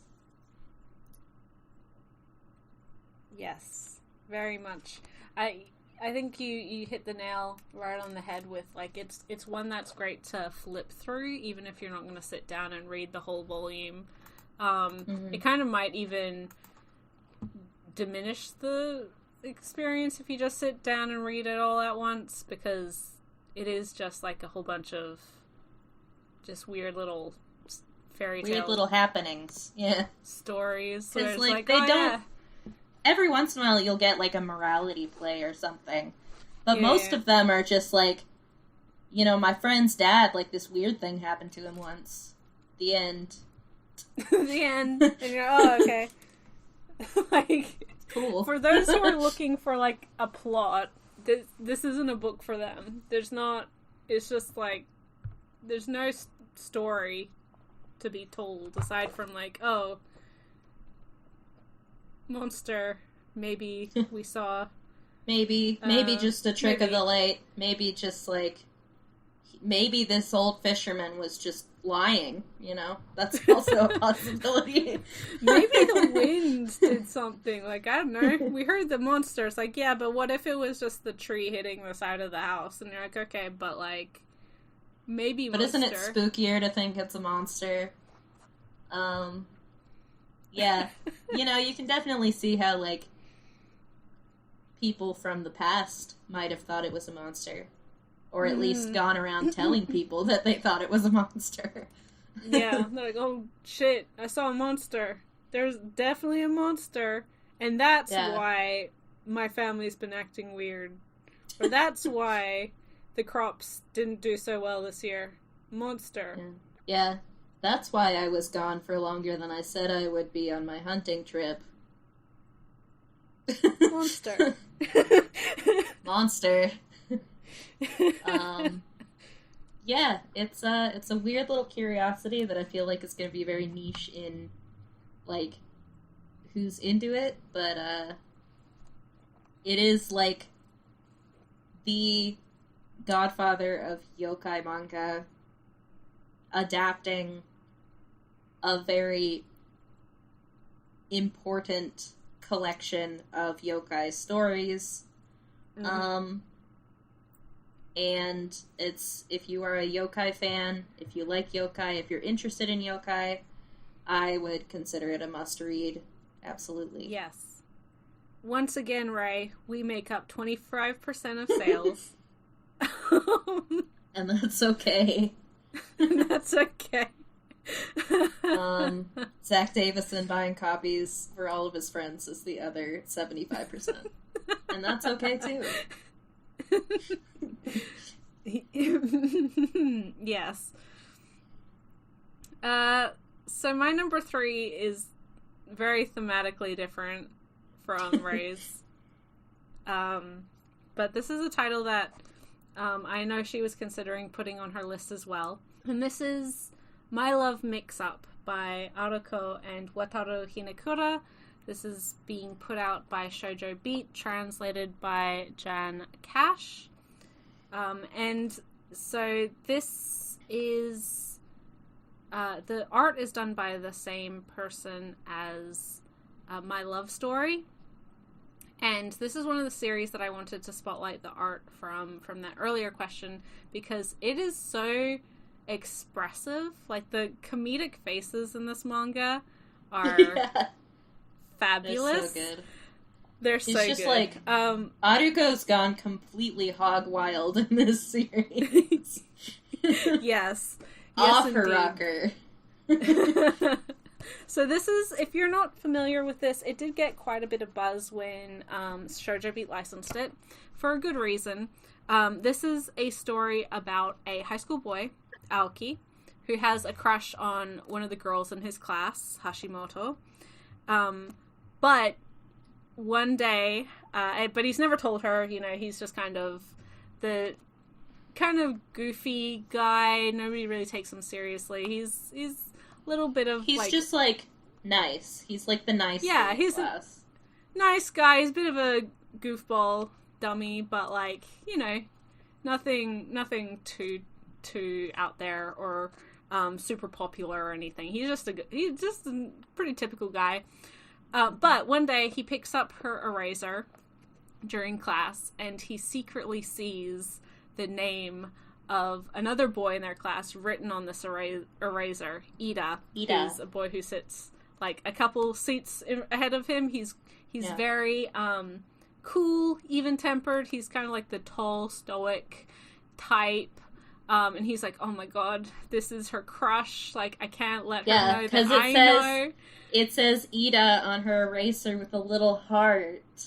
Yes. So she's like, oh, he's just, like, you know, he feels bad because he's heartbroken, but also, like, he can't say anything to her about it because, you know, he doesn't want, he doesn't want them to get together because obviously he likes her, but then also he's like, I don't know what she sees in this guy.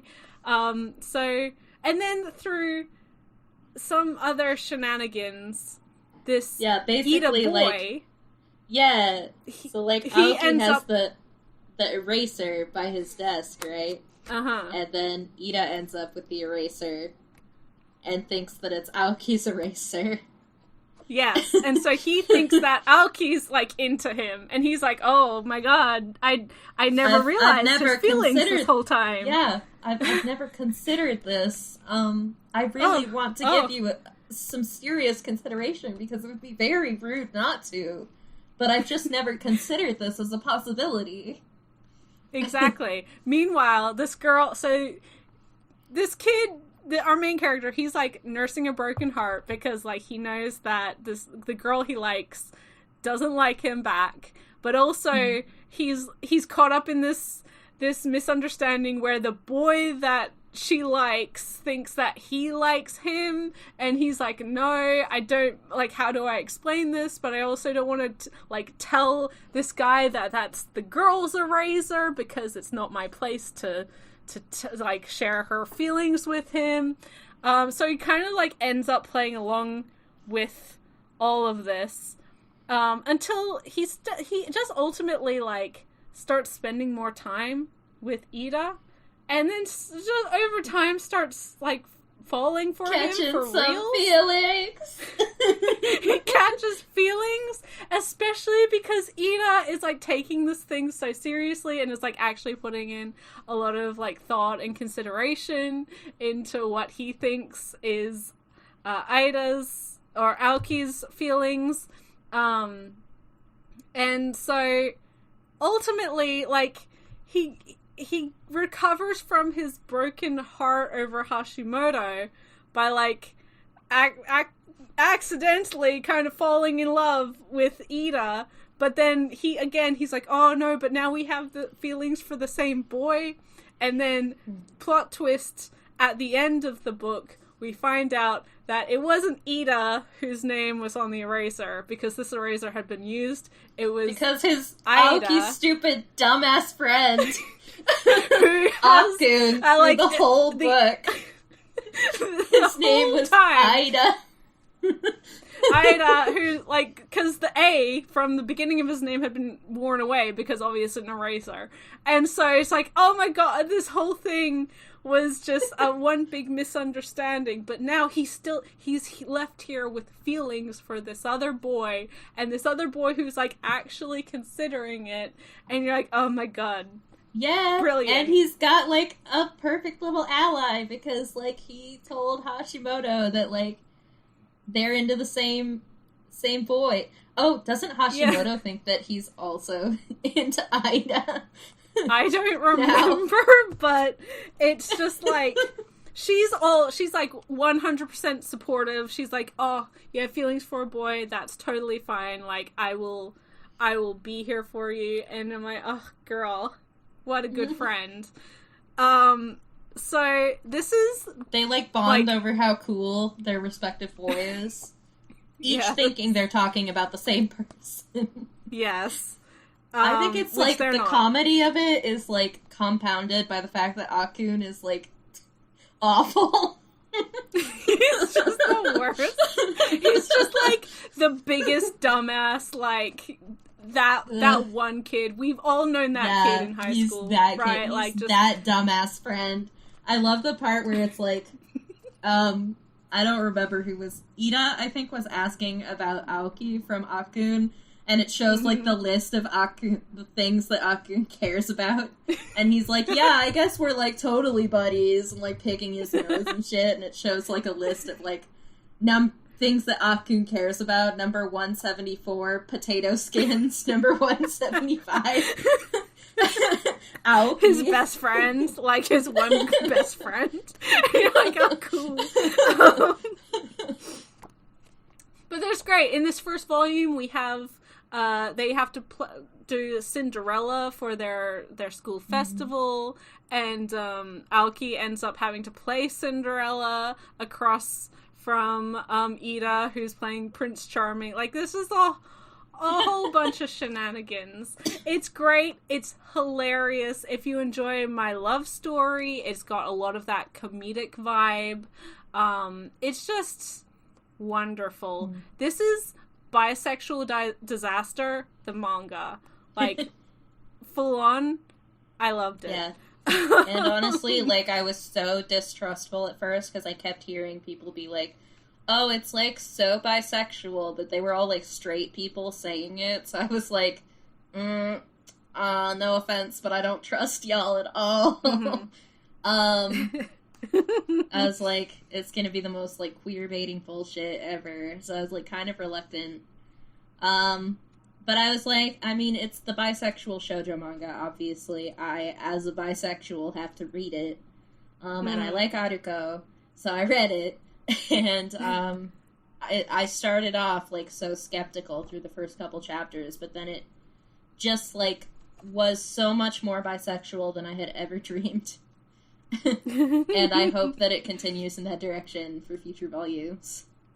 Well, I think with the way that the first volume ended, there's, like, I don't know how you could walk it back to be like, no, actually... Right? You would feel that way, wouldn't you? You would feel that way, wouldn't you? I don't trust anybody. I mean, that's fair. But also, like, I don't know. Between this and Blue Flag, we've had some pretty good bisexual representation recently. So, you know. Yay. Yay. Baby Indeed. steps. I just... yeah, honestly, even regardless of everything that we've just said, read this for the faces. They're so funny. They're so good. They're so good. It goes places visually that you would not expect a shoujo manga to ever go. Our main character, because... Unlike my love story, everyone's super attractive, but, like, my love story being the one where, like, one character is not super conventionally attractive and everyone else is. But, in this one, everyone is super conventionally attractive, but, like, it goes visually so much further with the gross out faces than, like, my love story ever did. It's like, you've got a pretty good-looking main character, right? Like, typical... He's kind of like if you put Suna in another series and made him interested in relationships. But, Social? like... Yeah. But then also just, like, pulls the most hilariously weird faces at everything. And I'm here for it. It's great. This poor kid is, really going through it. He's felt every emotion over the course of this first volume. And I hope he's able to realize his happiness in some capacity. So I look forward to his bisexual heart. Yes. I look forward to the subsequent volumes to this. Don't let me down. Don't let me down. Yeah. Next question we have from Stories on Shelves is any creators whose work you would like to see more of? Probably. I guess I haven't been focusing as much on creators this year as much as just, like, things that I wanted to read. I guess Kei Togaku, the creator of Boys Run the Riot, I would like to see more from him. in the future. Yes. And Moto Hagio, I would like more of her work in English. I don't know if I've mentioned that recently, but... Who could forget? Well, I mean, you haven't mentioned her in about 12 minutes, so... Yeah, I thought it was, it was about time that I mentioned her again, so...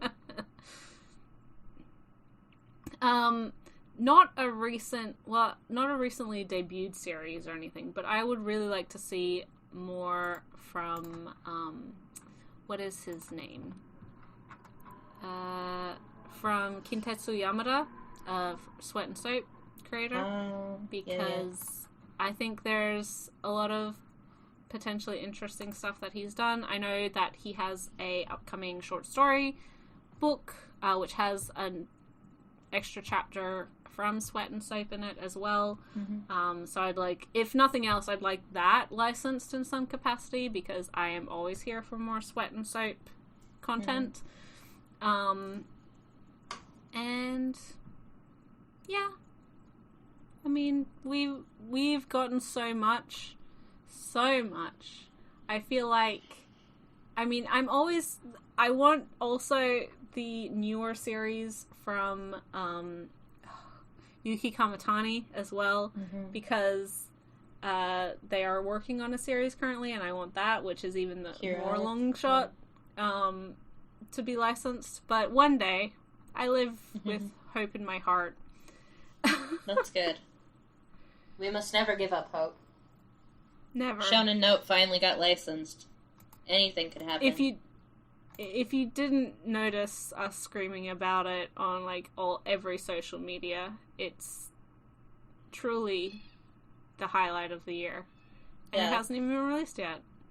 Y'all better buy it. It's really good.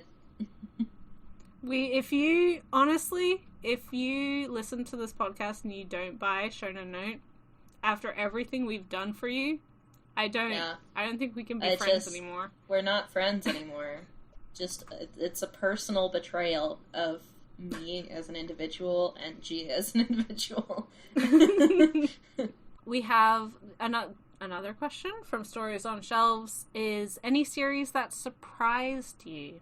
Positively or... Well, they didn't say this, but I'd say positively or negatively. Any series that surprised you this year? Yeah. Well, I just said my love mix-up was, so much more bisexual than I was hoping. So, that was good. Haru's Curse was... I wasn't sure about it, and it was really quite good. Same with The Vampire and His Pleasant Companions. I don't know. I feel like at this point both of us are pretty aware of our own tastes, so it's not like I pick up things that I'm not pretty sure that I'm gonna like. So it's usually things that surprise me is just oh, I liked that even more than I was expecting to. I will say that Blue Box really surprised me. For a Shonen Jump title, I said this in the honorable mentions, but it really doesn't feel like a typical Jump title in any capacity, and I love that for that series and for me, and I love the fact that it has been able to survive this long. I think it's 30-something-ish chapters, which means it's past the kind of 2-volume test that a lot of other series did not pass this year.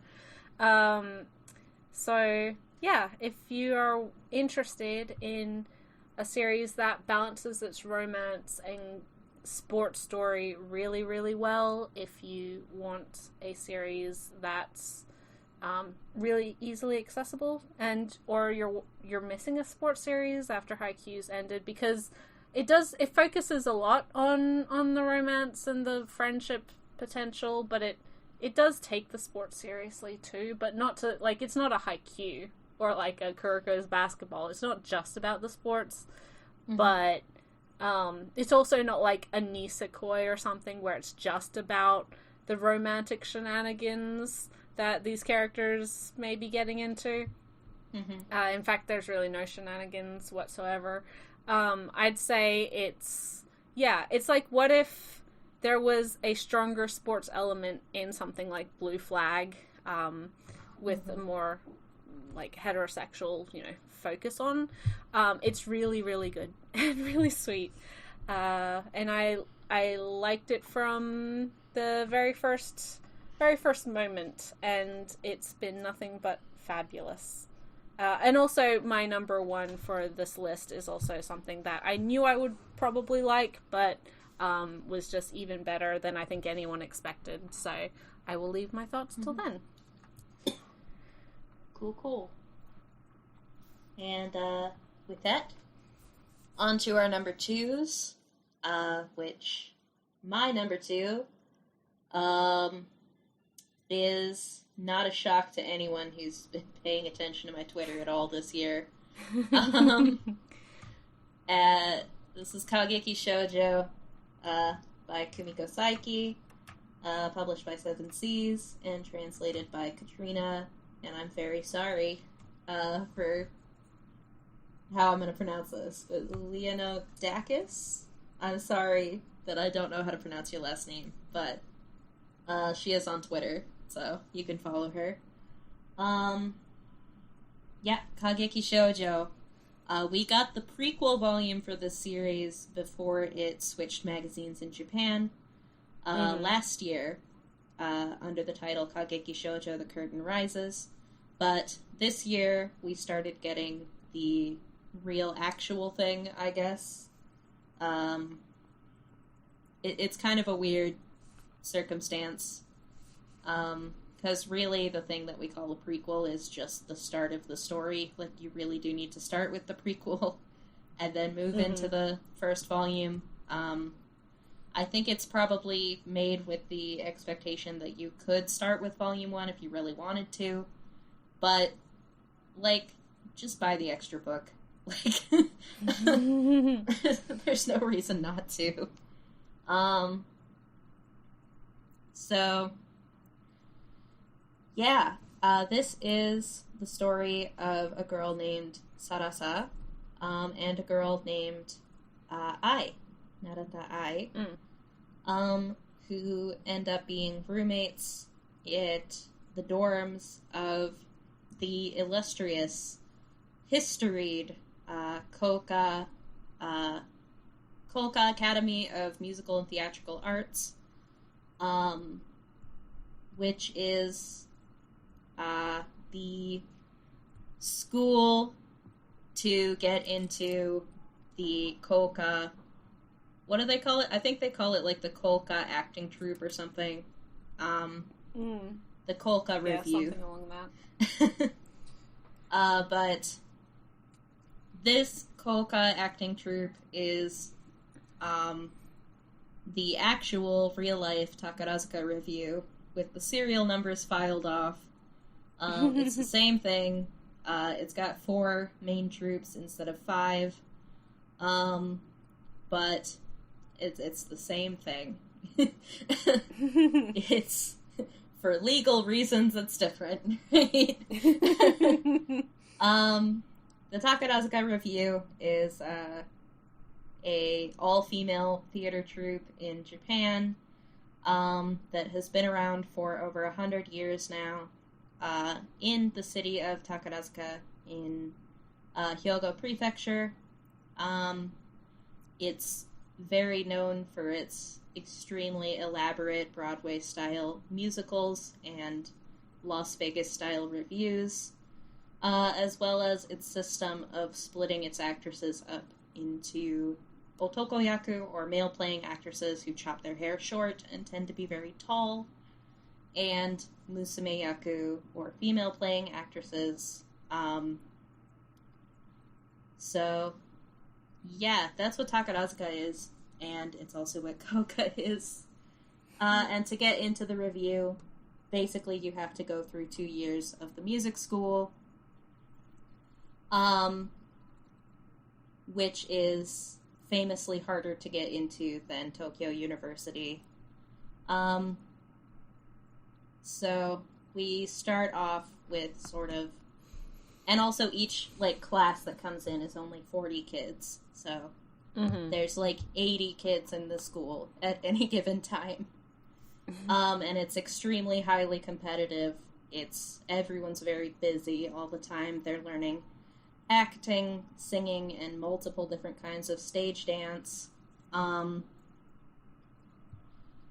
Yeah.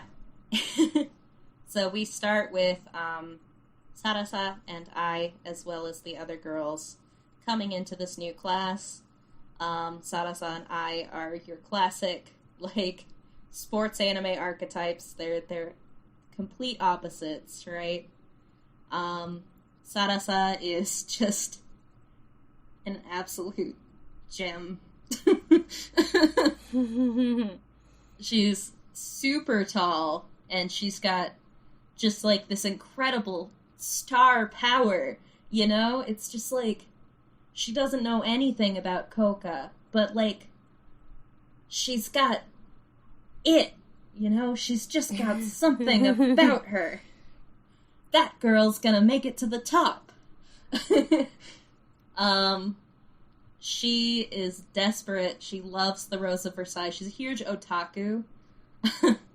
And she especially really loves the Rose of Versailles, and she wants to play the main character, Oscar, which within Koka is a role that can only be played by the top star of the troupe, which is like the highest place that you can go within the review. So she's got big dreams, and she's very naive and outgoing and speaks her mind, even and especially when she probably shouldn't. She's very childlike. I don't know, she's a gem. I just love her. And then she's also coming from sort of a family that had a lot of involvement with kabuki. So she's been taking Japanese dance since she was very young. But her family, I think, runs just like a little store. So she's not coming from like a legacy family within Koka or like a particularly rich or powerful family. She's very much an underdog who just used to watch these stage shows with her grandma. Meanwhile, I is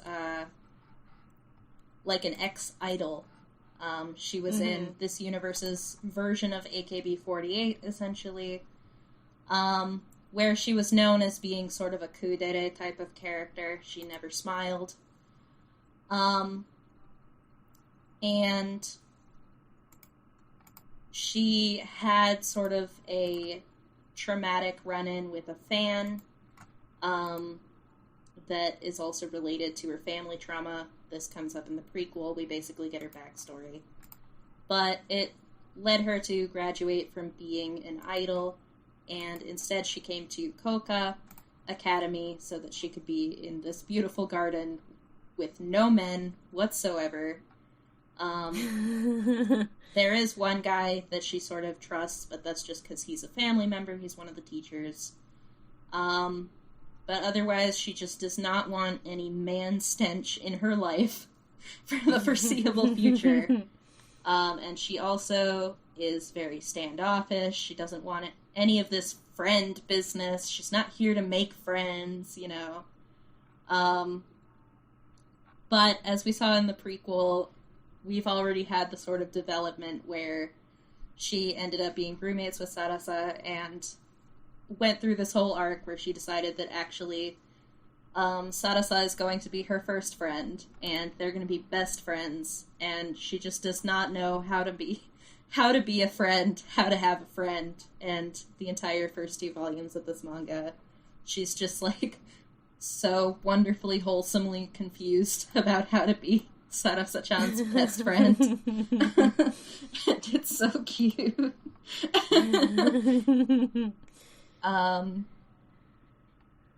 Yep. It's, I don't know. I kind of was gushing already and just, like, describing what the series is about, but, it really is just, like, kind of a sports manga about, like, girls learning musical theater.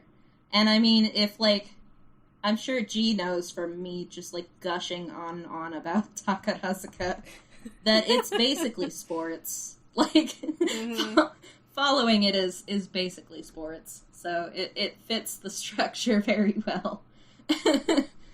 And it's just very exciting to, like, get to know each of these girls and their various ish, watch them compete with each other, but also form these, like, lasting friendships with each other, and, Mm-hmm. like, gush over their favorite Koka review, Otokoyaku, and their favorite shows, and just, learn the ins and outs of musical theater. It's very wholesome. I also like some of the kabuki details that we get from Sarasa's life. She has a mysterious boyfriend figure who is quite a prominent up-and-coming figure within kabuki. So we get a lot of interesting comparisons between Koka, the Koka style, which is the Takarazuka style, and kabuki, which, as a theater nerd, is very fun. Yeah, it's a good one. It's also one that got a recent anime adaptation for anyone keeping count. It's worth checking out either way. Yep. And I can't really add much more aside from, like, Ray is very into everything about it because she's very into Takurakuza. But yes. But even as someone outside of the culture of the fandom of that, it's still really enjoyable, really interesting, great characters, and I look forward to reading more of it too. It's one that I think anyone can really enjoy. Yeah, and I mean, the English-speaking, like, Takarazuka fandom is very much a micro-community, whereas it is, like, it's a very general thing to like in Japan. It's, quite a lot of people like it. I don't know. But, just as much as, like Johnny's Idols or something, it's pretty widespread. But, if there is anyone listening who's into Takarazuka, this series is very clearly created by a fan. It's very well researched and even-handed, and clearly made from a place of love for Takarazuka, for these girls, for the productions that come out of the company, for the whole style and the tradition. It's very loving. And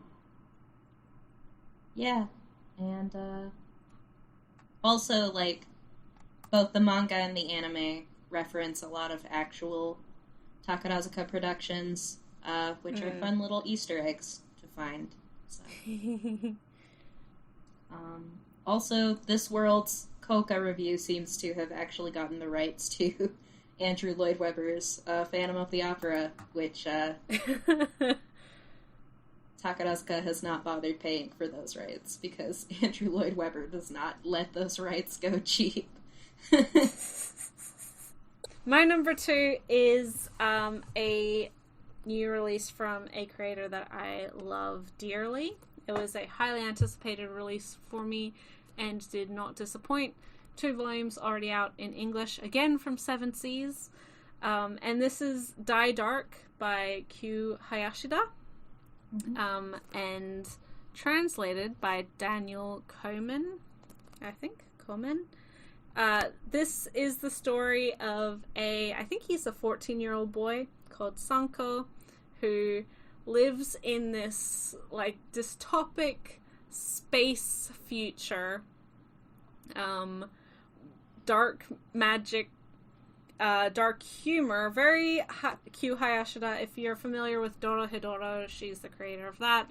Very similar vibes, but rather than be set in, like, a magical or a universe with magic and sorcerers, it's set in this kind of future space colony, or space universe, but also includes necromancy. So anyway, Sanko is being chased around the universe because there are rumors that if you possess his bones, you can be granted any wish, no matter how big or small.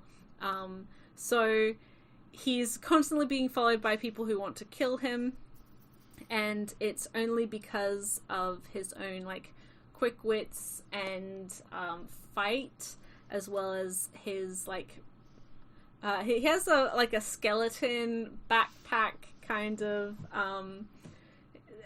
I don't know how quite to describe it. It's where he gets, like, a lot of his necromancy powers from, called Avakian. That's the skeleton's name.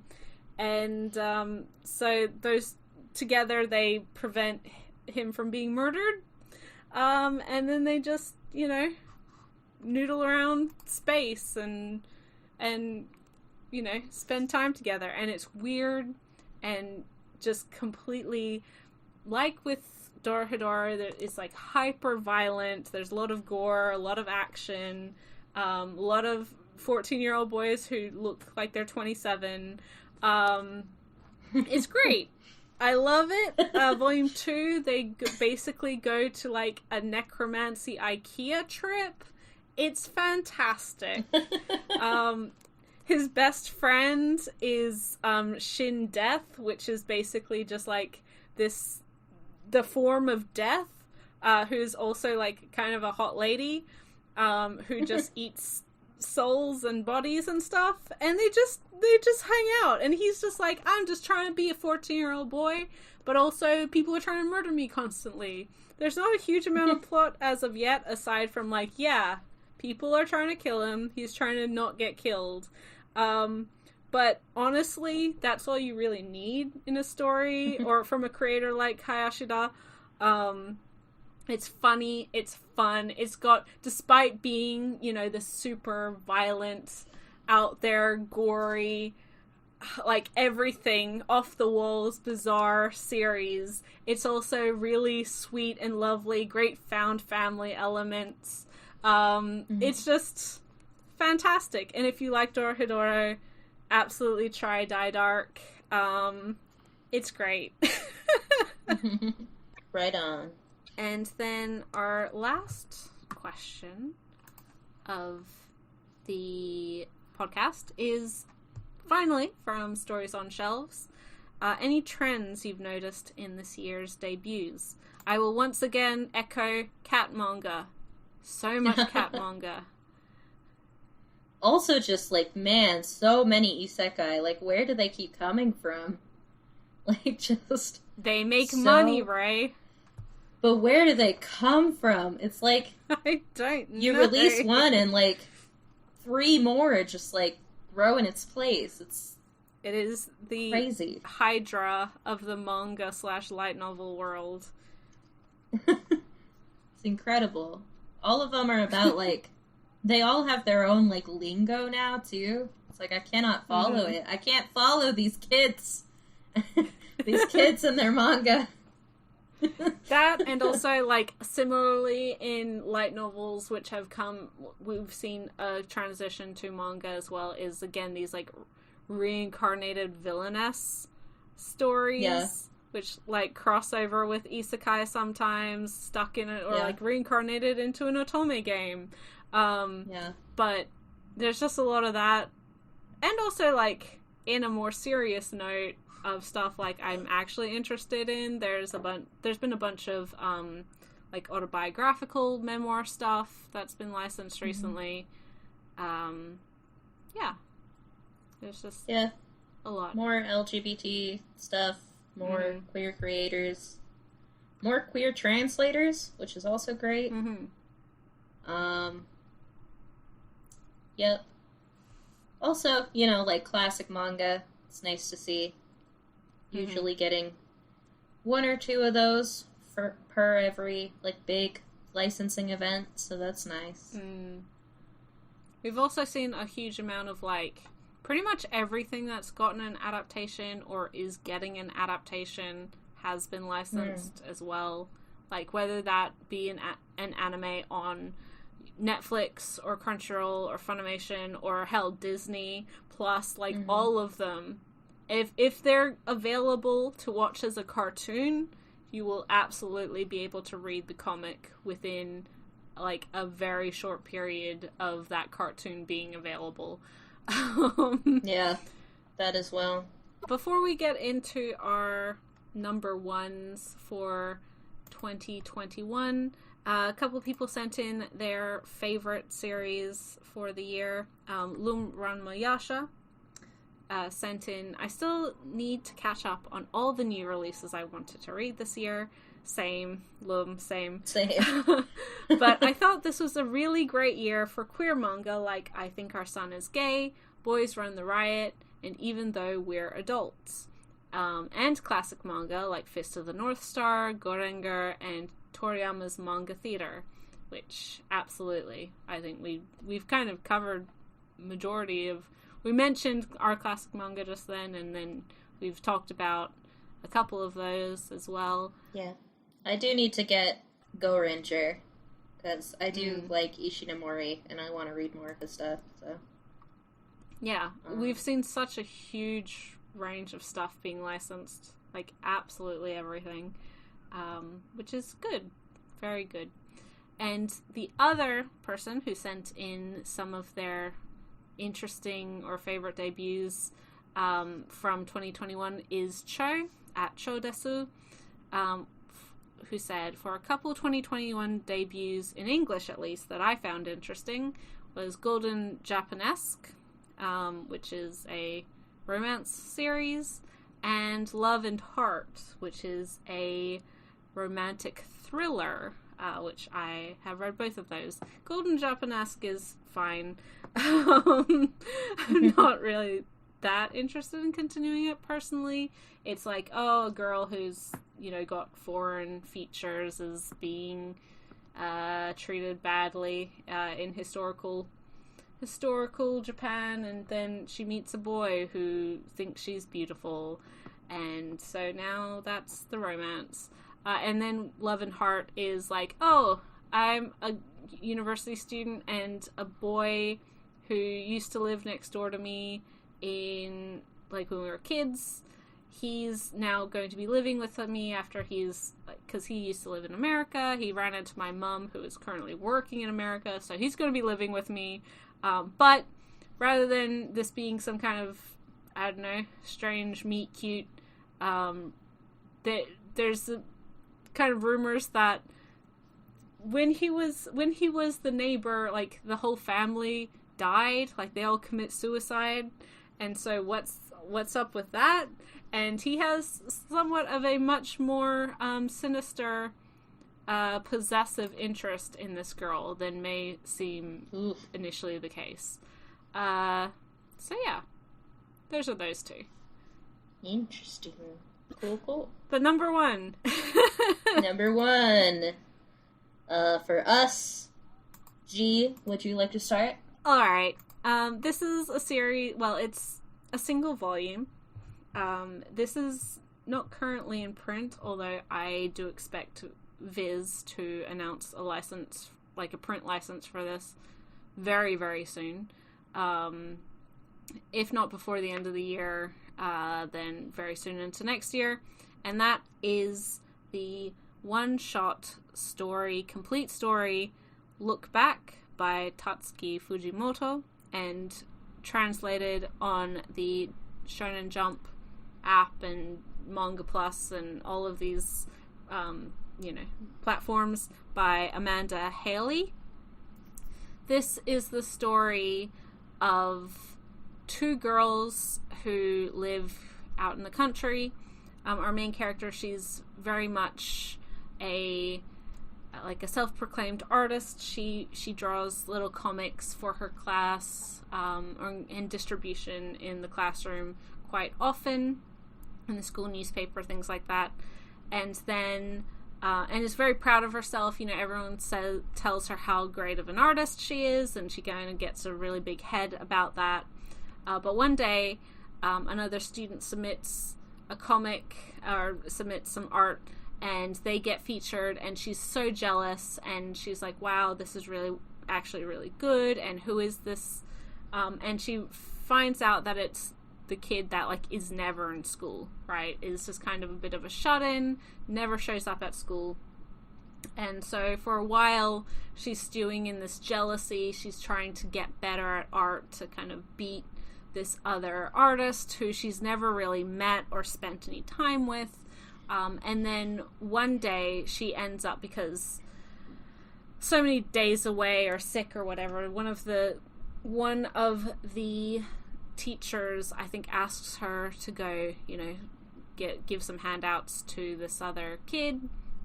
Somehow she winds up at this other artist's house. And these kids are like, you know, 7, 8. They're not super, maybe 12, but like they're elementary school kids. And she actually comes face to face with this artist and this person who she's just been really jealous about and trying to be competing against this whole time. And she, because of how bad she feels about her own artistic skills, she's kind of decided to give up on artwork. But once meeting this other girl, this other artist, and who's very, like, who loves, you know, our protagonist's stories, who loves the comics that she makes, they become friends, and they become, you know, artists together. They create comics together and create art together, and they become each other's best friends. And they've got all these big dreams that, you know, they're going to make manga when they get older and blah, blah, blah. Ultimately, you know, time goes on, they get older, and they start to go in different directions. Our main character, she's really still dedicated to wanting to create comics and, like, become a mangaka. But this other girl, she's wanting to go to an art school, you know, get some more tertiary education, and she's not really wanting to jump straight into manga creation, and so they go their separate ways. And so they go their separate ways. Our main character, she's doing manga, and she has quite a big hit with a series that is pretty much like Fire Punch or Chainsaw Man is very much a Fujimoto series. And you can really sense that there is a lot of Fujimoto in the story. I don't know how much of this is autobiographical, because there's a twist coming up. But it does feel like he's revealing a bit about his own personal journey through this story. But yeah, so she's working as a mangaka, and then after this big hit, she's kind of losing motivation. She doesn't really have any ideas. She's thinking back to, like, when she did have this great relationship with her friend, and she's thinking about reconnecting, but kind of coincidentally on the news, she sees that there's been an attack at the art school that her friend goes to, and that this friend has been killed in just like some random attack. So she was never given this opportunity to kind of make up or reconnect with this friend. And so there's the latter half of this is her struggling with that and trying to figure out how to get past this, how to grieve for somebody and then rediscover your artistic motivation from that, and kind of pulling herself out of this depression that she was already feeling, like this disconnect and this burnout that she was already feeling from her artwork, but now having lost someone who was really important to her. And then, you know, there's a lot of kind of potential from that, the what if scenario, like what would have happened if, you know, we were closer, if things didn't go this way. It's really, really, really good. And I would say, regardless of whether you are a fan of Fujimoto's past works like Chainsaw Man or Fire Punch, which are both fantastic, harder to recommend, but both very, very good. I would say this is a manga that, like, everybody should read. It's not a huge time investment in being a single volume. I do think it portrays and spotlights a lot of what is very wonderful about Fujimoto stuff in how he writes characters, in how true to life a lot of character interactions feel throughout the course of all of his series, of how relatable all of these choices are. I've said it before with his series, but like none of his characters are like pure perfect people, because humans just aren't that, but they absolutely, all of his characters make the choices that make sense for their characters. And I think that's a real skill that can kind of get lost, and especially when you do have like characters who are bad people, which he has a lot of in his manga. So it's just really, really well done to see that character writing in a story that I can recommend that isn't just like, if you can get past like all of these extremely weird and triggering topics, or like just the strangest premises, whereas Chainsaw Man and Fire Punch, there's a lot of like, yeah, okay, there's like cannibalism and incest and like all of these extreme subjects that may be very triggering, that you might want, no, but if you can get past that, it's really good. Like it doesn't have as many caveats as his other stuff. And I would say that it will, like, this will get a print release. There's no question in my mind that this will be released in print by Viz at some point. It's more so a question of when versus will. Yeah, it's fabulous. It's not wholly autobiographical, obviously, as I mentioned, but I do think that it reveals a lot of how Fujimoto feels about his own creative process, and perhaps his own emotional situation after having had some larger hits over the course of his career. It's really interesting, and I think it does, again, give people the potential to actually see the good in his work. It's really good. My number one title, which I stole from G, because G also wanted to have this on her list. But we do try to keep these, like, obviously our taste overlaps a lot. That's why we do a podcast together. But we do try to keep these end of the year lists entirely separate so that we can talk about 10 different titles. Just so you know, G also loves this and also wanted this on her list. This is, to nobody's surprise at all, Boys Run the Riot by Kei Togaku, from Kodansha and translated by Leo McDonough. I follow you on Twitter. I'm sorry if I mispronounced your name. I'm bad with last names. But, yeah, and this is an Own Voices LGBTQ title. It is both written by Kei Togaku, who is a trans man, and also actually translated by a queer trans man. So, you know, a lot of Own Voices, wonderful representation happening here. But Boys Run the Riot is about a trans boy named Ryo, who, you know, struggles a lot at school with, like, having to come across as, like, a female student, despite not being one.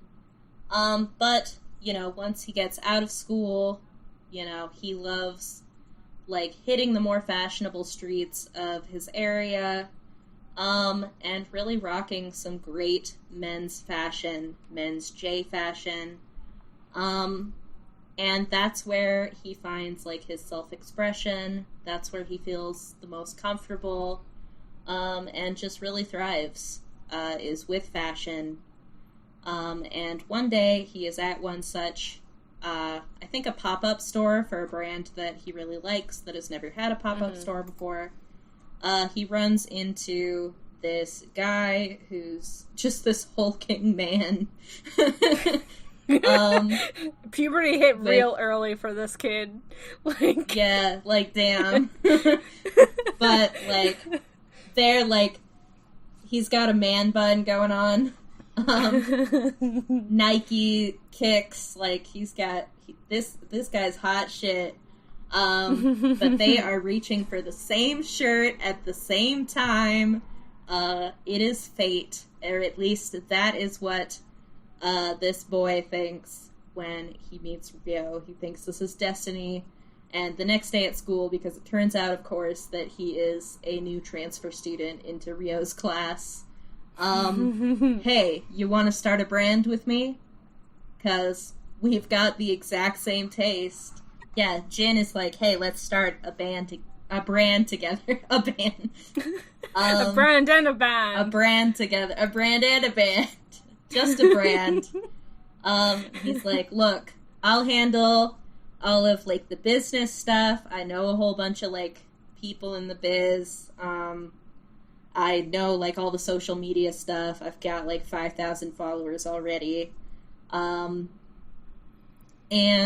you know, you can be the designer, because Ryo is a graffiti artist, and has a penchant for just, like, art. So, at first, Ryo is reluctant to this idea, but softens pretty quickly, and they end up deciding to start a little brand together. You know, maybe they can make, like, a little money on the side, like, selling some t-shirts. They buy, like, a silk screening kit, and decide to release their first design. And it kind of goes from there. We also get, in the first volume, their photographer ends up joining their little crew. Ryo sort of dealing with coming of age as a trans boy, the particular struggles that he faces both at school and outside of school with, like, his family and his friends and stuff. Being a trans kid, being a trans boy, but more so than anything, it is about them looking for an outlet for self-expression through fashion. And we get a lot of details about, like, starting your own little indie brand, as well as trying to figure out how to market themselves, how to start up an online store, etc., etc. It's really, really good. It's fantastic. It's fantastic. So I have finished this series. The fourth volume just was released. It's out digitally as well. I know that Ray has not. But what I really loved about this, aside from, like, all of the fantastic stuff that Ray has already said, but I really appreciated how much the fashion, like, the realities of fashion, again, I'm very big into this because I have a family background in fashion, but, like, how hard it can be, but also how easy fashion can seem. And this is something that comes up a little bit in the last volume as well.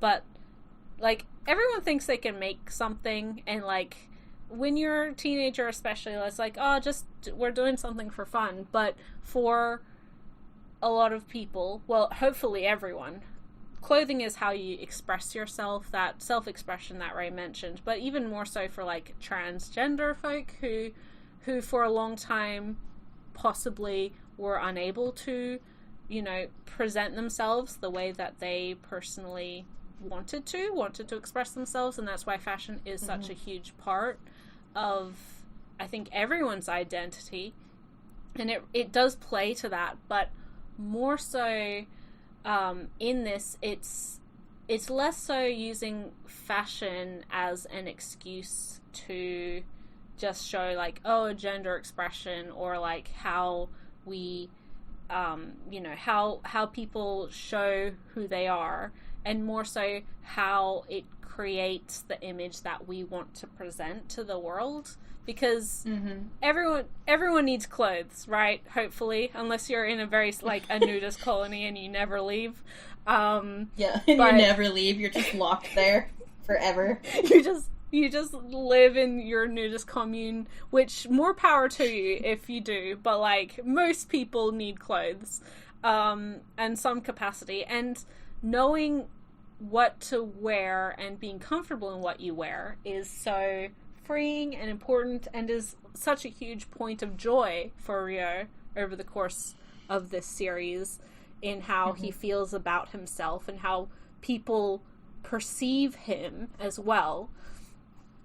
It's a great little additional thing. Like, it's a similar theme to what we see in Princess Jellyfish, in how clothes maketh the man, as it were. Like, people immediately judge you from your outfit, even if they're not inherently intending to. Yeah. And so the way that you dress is that, like, immediately, oh, okay, this is this kind of person. And so for a lot of people, that's why fashion is such an important part of their lives. It doesn't mean you're, vain, or that you're, obsessed with your self-image outside of your own self-expression. It's fantastic. It's also a series that touches on a lot of, like, other queer identities and allyship in a really wonderful way, I think, as well, because one of my favorite parts sort of later in the series is about Tsubasa, and how they're kind of going through their own, like, journey of who they are, that even though they're older and they've been, living this identity for a while, it doesn't mean that they have everything figured out, and the way that, like, social media influenced that, and there's, it's so good. Yeah. It's so good. I actually, I really like Tsubasa's entire story for a lot of reasons, but, first of all, for acknowledging that, that non-binary genders exist, but also that bisexuality exists. But, I actually like this as sort of a critique of this genderless movement within Japan, that we see, we've already seen portrayed quite positively in things like My Androgynous Boyfriend. It's all part of sort of the same fashion and lifestyle movement within Japan, and is often associated with these sort of LGBT figures who will, the persona that I think is acceptable to a lot of Japanese people because they don't have to think about it too hard is, like, a cis gay man who just really wants to be cute and feminine, because who wouldn't want to be cute and feminine and fashionable? And he's so lovable because he's, like, so cute and he's just like one of the girls. But, like, the second that something deviates outside of that very narrow, like, identity of a genderless YouTuber, suddenly everyone just turns against Wing, which is the name of Tsubasa's, like, YouTube persona. Where, and they feel like they have to define themselves entirely by this YouTube persona that they've made for themselves. But, like, it never once actually fit, like, their situation. Not really. There was a time that they felt like it did, but even then, there were things that they weren't satisfied with. And, of course, it's also fine if, like, that persona had fit how they felt about themselves perfectly, and it just doesn't anymore. That's also fair. But, with Tsubasa, we get the arc of, like, they really were just compromising the entire time. And for the sake of a more marketable character. I thought that was very interesting, particularly as a fan of, like, a couple of different genderless influencers, and someone who's sort of, I guess, tertiarily interested in that subculture. Because I think that there's a lot of good things and negative things with regards to that movement, that subculture's relationship to the LGBTQ community. So, yeah, that was interesting to me. Yeah. it's the type of work that I'm so glad has gotten such a wide release in English. Like, it feels like something that 5 years ago maybe wouldn't have caused the buzz that it has now. And I'm so glad that it seems to have found, well, it come to the English market at sort of the perfect time for it to be accepted in the way that it could be. I also, just as an aside, really so all of the covers for the English release have been created specifically for the English release. Like, Kodansha commissioned them.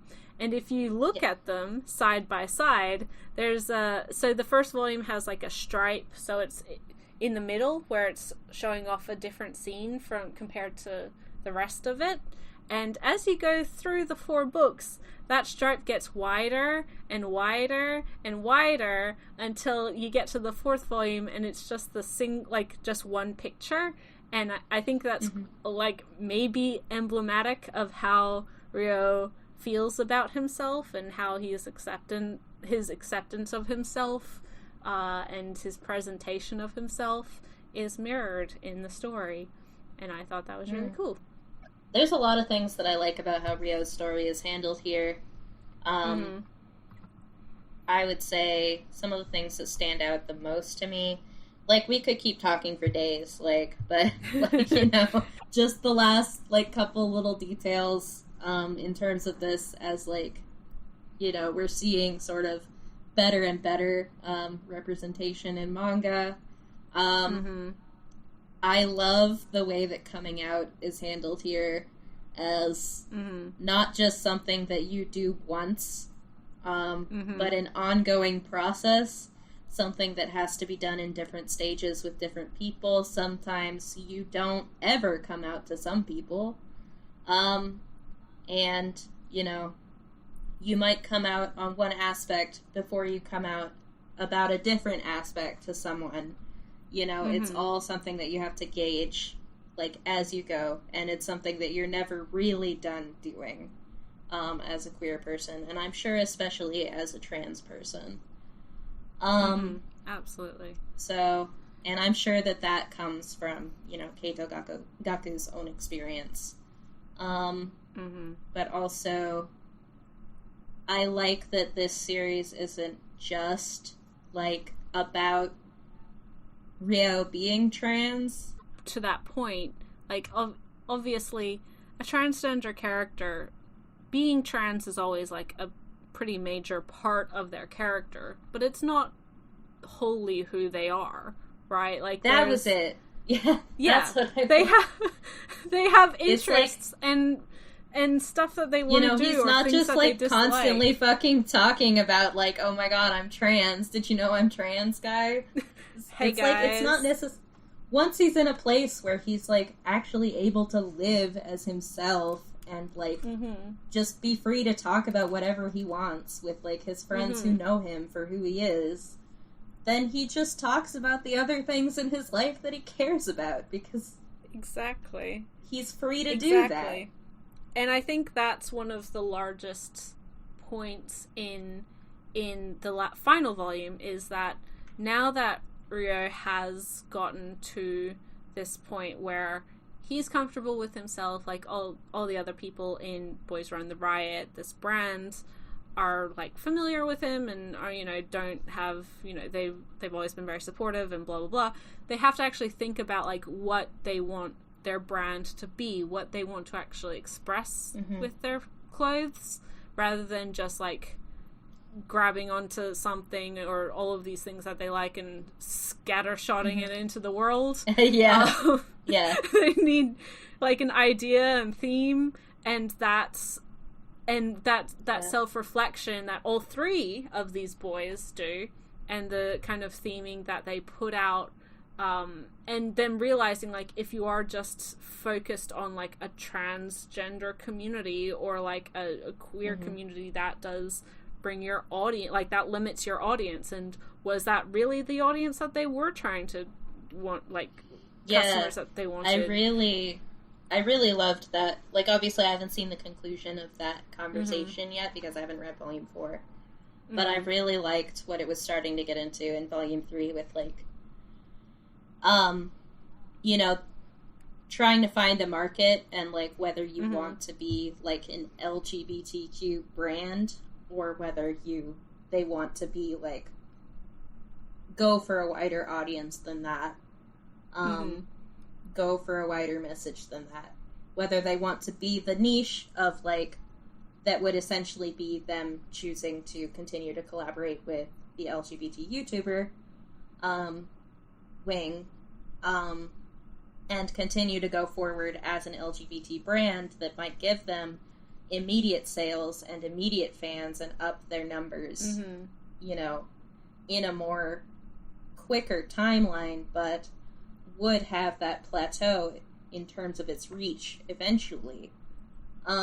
Or whether they have something different, have something broader than that they want to get across to the world, and they want to go for, you know, the long shot of, like, making it in the larger world of things, where they're not going to have a fan base immediately, and they are going to be, like, you know, really just, like, inching up from the bottom.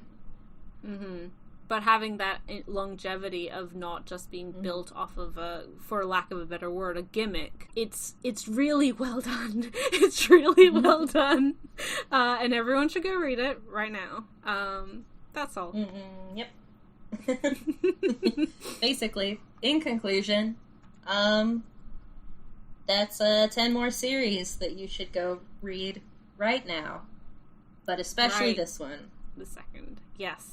Absolutely. If nothing else, leave with Boys Run the Riot. It is fantastic. And finished.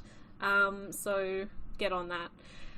But thank you everyone for listening. Has been a wonderful year. Always fabulous spending time with Ray. I love our podcasts together, and this year has been no exception. Thank you everyone who agreed to join us over 2021. We had a great time. Hopefully everyone listening also had a great time. We appreciate every single one of you who does take the time to sit down and listen to us talk about comics all the time. Yep. And half the time it's the same comics. You know what? You gotta maintain a brand image. That's very important. We just spoke about that for like 5 minutes. There needs to be a brand. For those who are listening, you can follow the Read Right to Left podcast either on my personal YouTube channel, Simply G on YouTube, obviously, or on all of the major podcasting platforms. In the new year, next month we have a little bit of an interesting one. A little bit different from what we've done before. But we are going to be doing a Shonen Jump app spotlight, wherein we talk about a bunch of titles that are available on the Shonen Jump app. Yes. Which is mostly going to be things that G has already read and I will be reading for the first time. Because it is a little bit of a pain to use the Shonen Jump app for me, as I do have to jump through the VPN loop. But you know what? For you, dear listeners, that's a sacrifice I'm willing to make. I think a lot of what we talk about is kind of some of the newer stuff, ongoing stuff, some of the like weird one-shots that are on there from various creators. Yep. There's a lot of hidden gems around, and a lot of secret titles that are only available on the Shonen Jump website because of violence and or boobs. Yep. And that will be where I will be accessing the Shonen Jump app from, because that's where I have my VPN, so... But for all of you dear listeners, thank you so much for listening, and be sure to send in your questions regarding any titles on the Shonen Jump app, whether those are series that you've particularly enjoyed, one-shots, things like that, hidden gems that you've found, or just our general thoughts on the idea of this new like app simulpub subscription service as well. Be sure to send those questions either through Twitter when I tweet about this in several weeks, or in the comment section below if you are listening to this on YouTube.